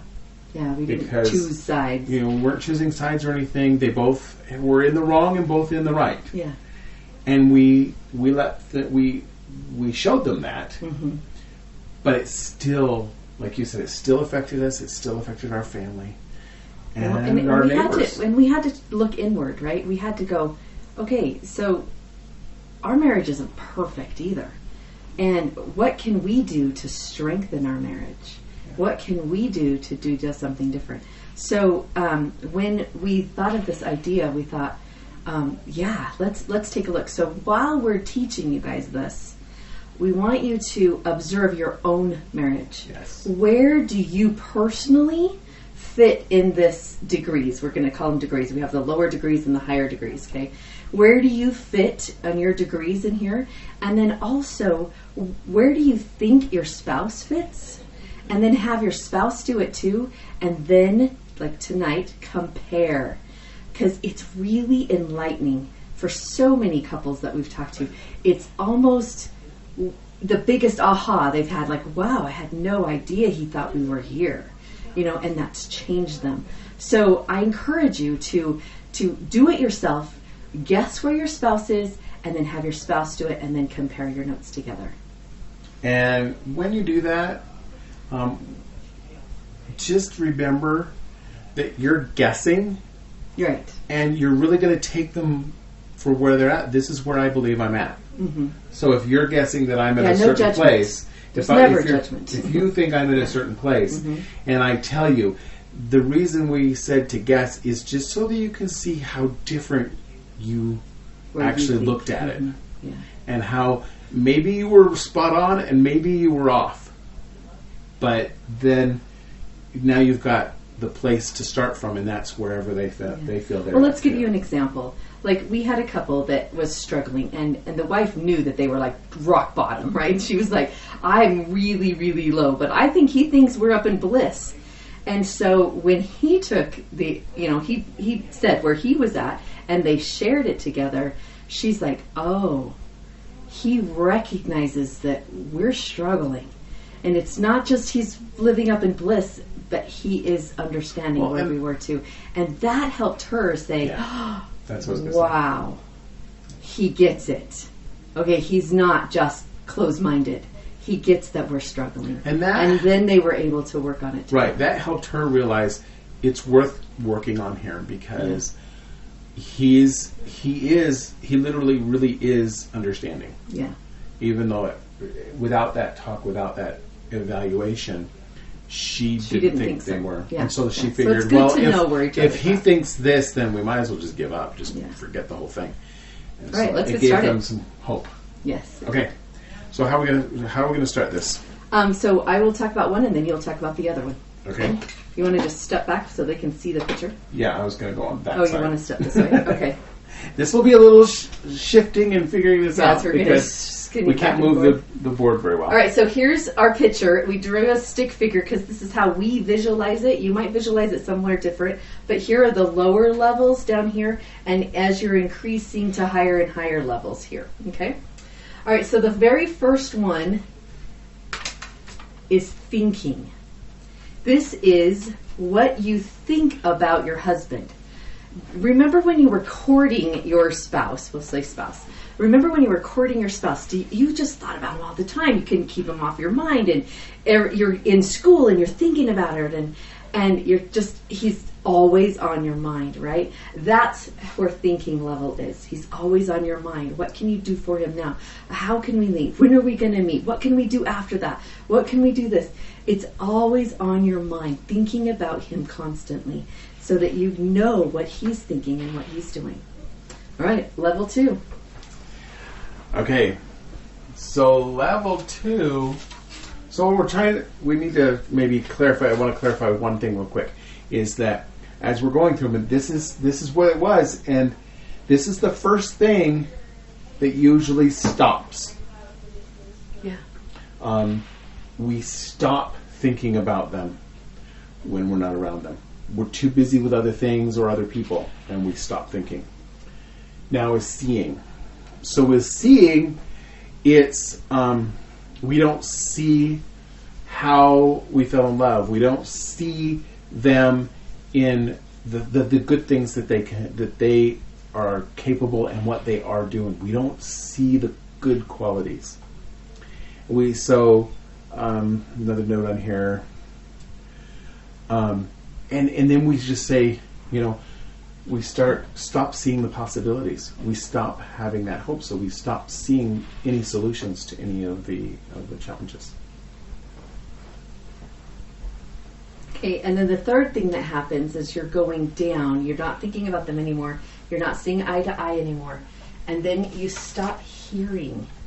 This is where you let distractions get in your way, and the distractions are more louder than what your spouse is telling you. This is the negative of your spouse is outweighing what his positives are. And so this is just a lower degree as we go down these degrees. So a common thing that will happen when this starts happening, and we think of it often as the husband doing this, but both in the spouse, both partners in this marriage can do this, and that is we go quiet. We're not hearing what they're saying. But then when we're not heard, then we go quiet. Why bother? So we just don't say anything. Which goes to the next one. So you're no longer speaking. You get those one-word answers that are like what we always say teenagers do. Mm-hmm. All right. And you stop speaking altogether, or when he's talking, you're just like saying, oh, I don't want to talk too much, or I don't want to say anything, or he's not really listening to me, so therefore I'm not going to say this.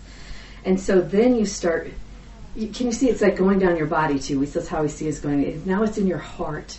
And when it gets into your heart, that's where your feelings are.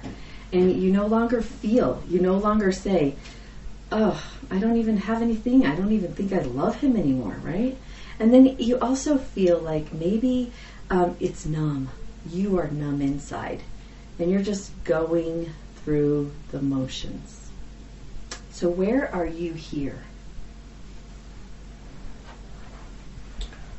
When we start feeling numb, we lose the spirituality that we once had.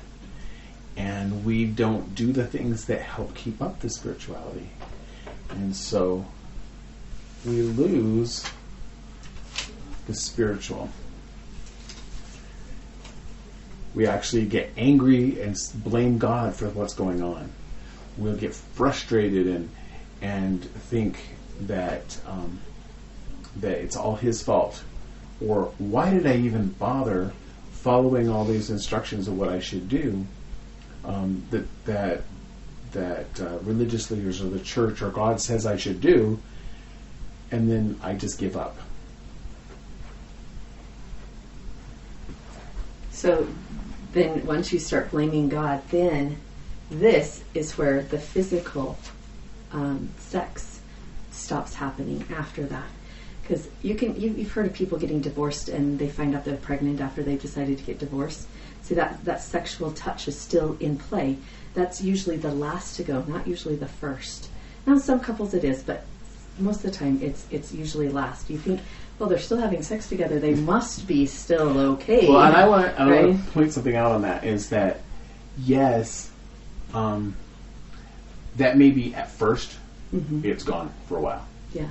But it's not completely gone. When it's completely gone, then that's when you realize that you're really valuable. That's when it's like, holy cow, we're in I'm going to stick in here now because we're getting close to that bottom one. Right. So the next one is touch. And it's not the sexual touch that we're talking physical there. It's just that warmth. I'm here.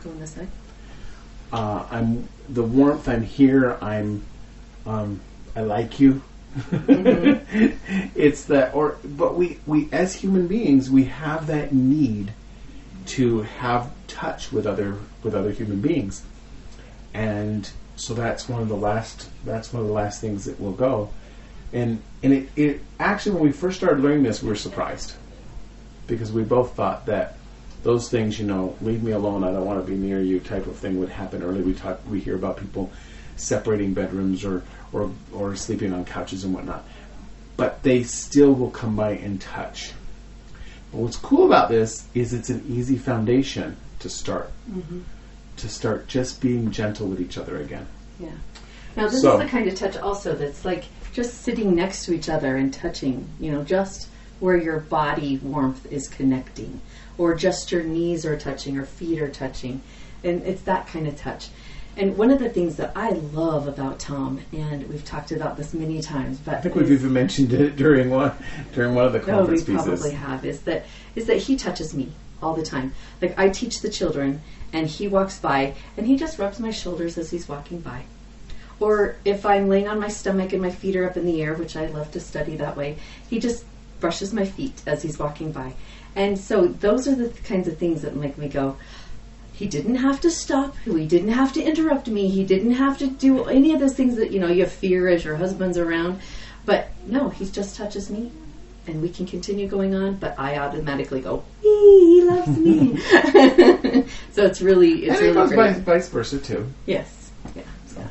All right, so once you get past that physical touch, then, and we have under here, we kind of playfully put that, under the ground, and that is death. It's the death of your relationship.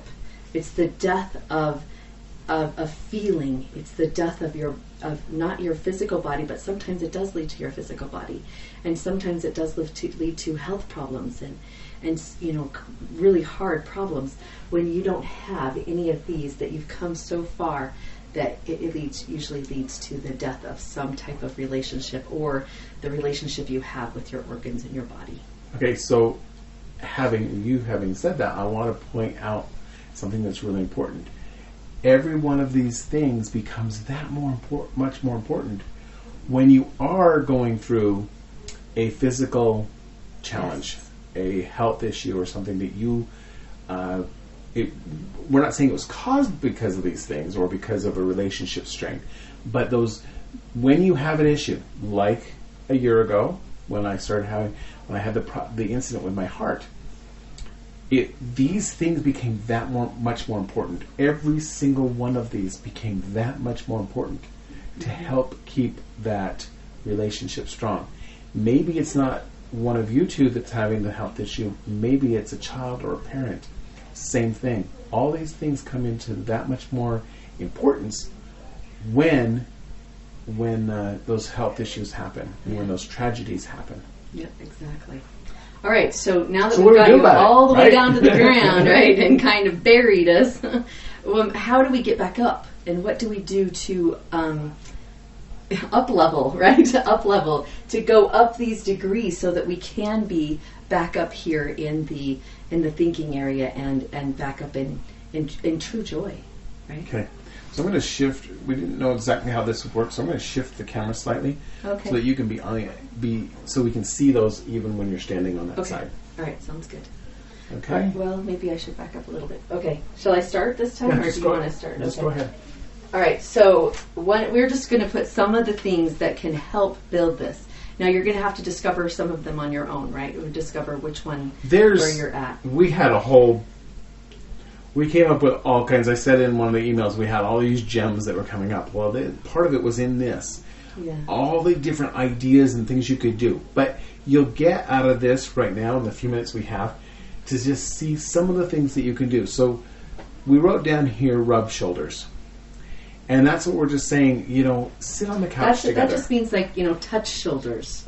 Wow, yeah. I'm a lot shorter that's than not going to happen. But or touch hands or hold hands. Things that just maybe be out of your comfort zone. If you feel like you're in the death zone, if you feel like you're down there, just touch him, rub him going by, or just do physical touch. And I have a son that did not like physical touch at all.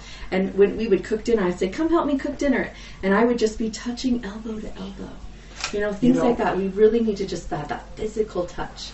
And so sometimes, and we realize that if a relationship is at this point where it's that low of energy, that low of degrees, that you may be feeling, I don't want to touch that person. Yeah. I don't want to touch them. I don't want them touching me. That's the way to come back. Yeah. Physical touch is the way to come back up. Which, okay, I'll just talk about it in a few minutes when we get a little bit further up. But the next one is talk. You want to talk about that? How is talk helping me? The physical. And that's like we talked about the sexual contact with each other. And the woman likes to be talked to.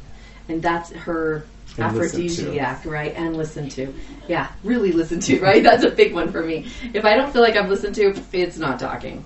But if I'm listened to, then that's a turn on, right? That's helpful. So to really talk and talk to each other, really listen to each other, get the communication going between you. Another one on that one that's really important is to work on yourself. Like loving yourself. When you start to love yourself more, then you can open up to your spouse more. True. To be able to do that. Okay? Yeah. The next one is prayer. This one seems so ridiculously simple. But how challenging is it if you're not in the mood, if you're having difficulty with each other, how difficult is it to pray together? Yeah.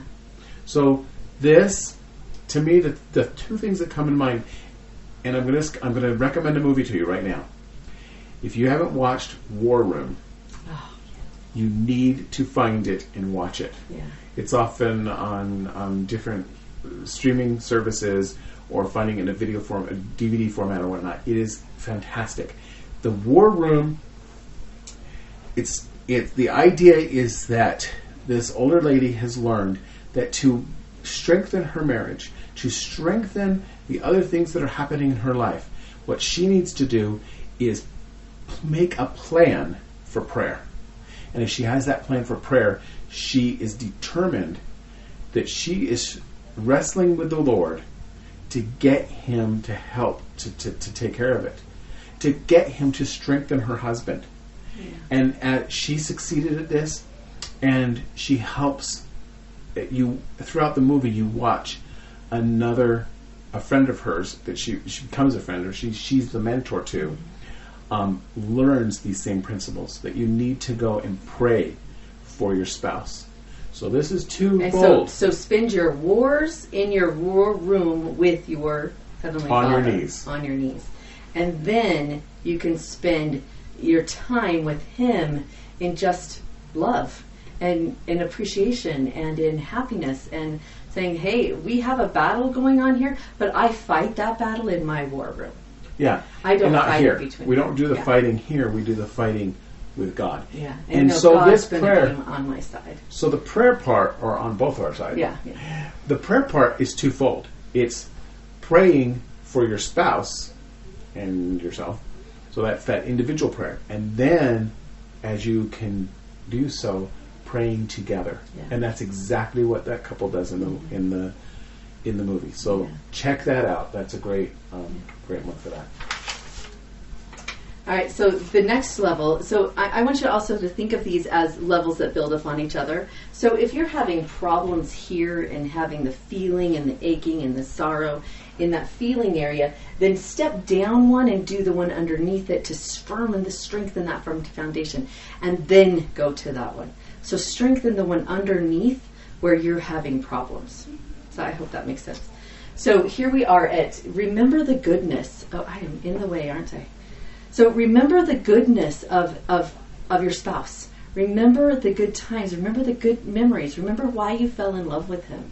Remember, I don't know, a special moment that you guys had, and reminisce about that. And maybe it's not together, but it's just in your memories to remember those feelings that you once had. So yeah, that's exactly what I was going to say. When you're thinking about this and you're remembering this scene, remembering this replay of a movie, so to speak, of your life,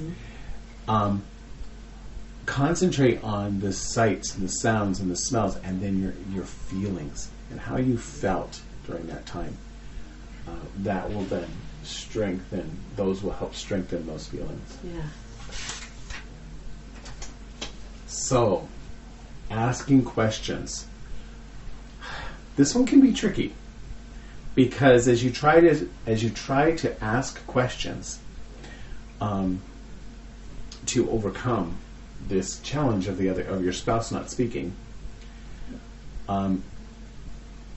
you don't want to be asking questions that just get them upset. Right, and nothing about what you're fighting about, or whatever. Yeah, it's the questions are more, honestly, at this point, the questions are more about you can ask him how to remember. Ask them the remembering some of the things. Ask them to. The thing I was thinking about though too was asking them how you can serve them.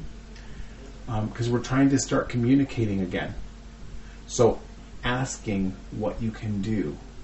How can I help you with this? Yeah. You're especially let's say I'm really frustrated with a project. Well, she can come to me and say, how can I help you with it?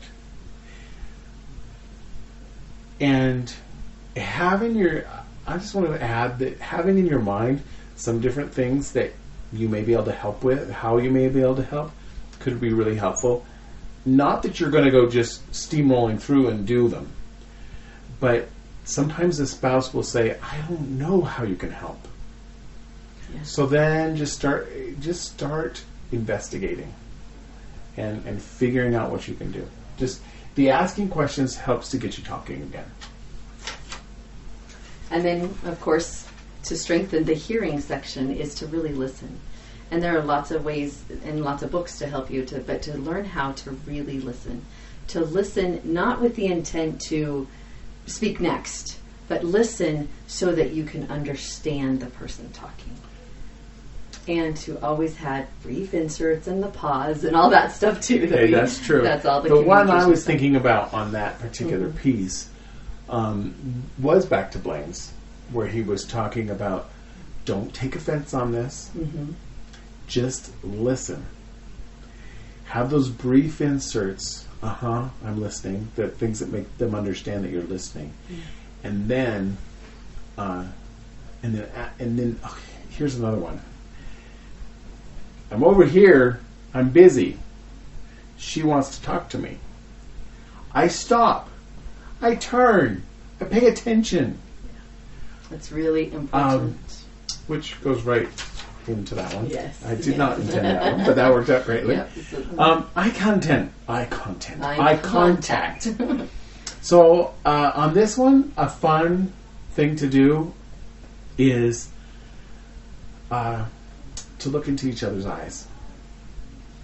I know, star-crossed lovers, all starry-eyed and everything. No, I don't mean just that. I mean, actually look into his or her eyes. And see them. And see who they are. Because what do we call that? The windows to the... Right? We call it the windows to the soul. So see into their eyes. Look at who they are. Remember their greatness. Yeah. Why you were attracted to them in the first place. What great things you saw out of them. Yeah. That's good. And that leads us to the last one, which is start thinking about them. What do they want? What do they need? How can I serve them more? And then go out and do. This is the action, right? Well, these are all action, I guess. But once you understand what their needs are and once you see what their needs are, then go and do them.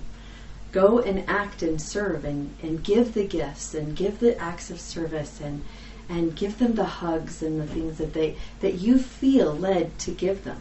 And this will bring you back up into, this is like really the spiritual moment, the spiritual realm, right? Of where God is, and you feel like receiving enlightenment and strength. We're really a give and take here of a cycle is going on, and the energy is big, and the love is strong. I want to point out that although we did this in a specific order, this is an order that we often see people losing ground. It doesn't mean that that's where you're at. It doesn't mean that maybe some of these things are flipped around a bit for your specific situation. Yeah. So just look at them as guidelines as to, okay, where are we really, and where can we work from? Yeah. Great. All right. I I think know I've got that, so many things going in my head that I want to share about it, but let's close with Julie Beck. okay. Okay, so Julie Beck has this really tiny clip. It's just a couple minutes, but she talks about the importance of marriage and having a good relationship in marriage before you can go out and teach. So we as homeschoolers are always teaching our children, or even not homeschoolers, right? We as parents are teaching our children. But the best thing we can do for our children is to love each other. And Julie is talking here to probably seminary students or seminary teachers or CES teachers. And she's giving them advice. She goes, it's not about what you're teaching, because that is good. The content is good. But what you're doing in your spousal relationship is super important. So watch this little clip of a video, and then we will end for the day. Yeah, because I just think it's really important to look at it as just you're the teacher now. Yeah. Because no matter what we say about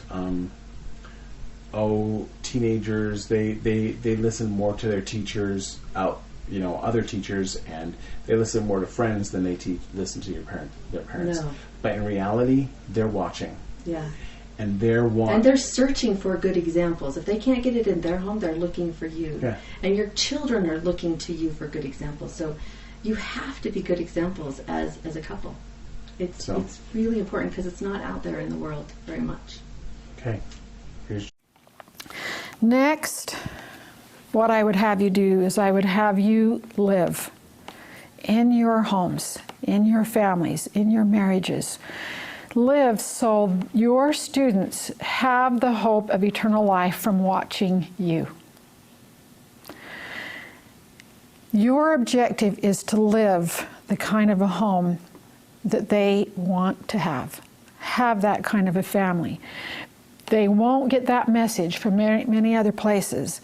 But if you live it and teach it with so much clarity, what you teach will cut through all the noise they're hearing and pierce their hearts and touch them.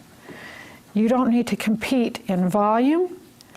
You don't need to compete in numbers of words. You just need to be very clear in your examples. You are the ideal for them. If you can live at home so that you're brilliant in the basics, that you're intentional about your roles and responsibilities in the family, you think in terms of precision, not perfection.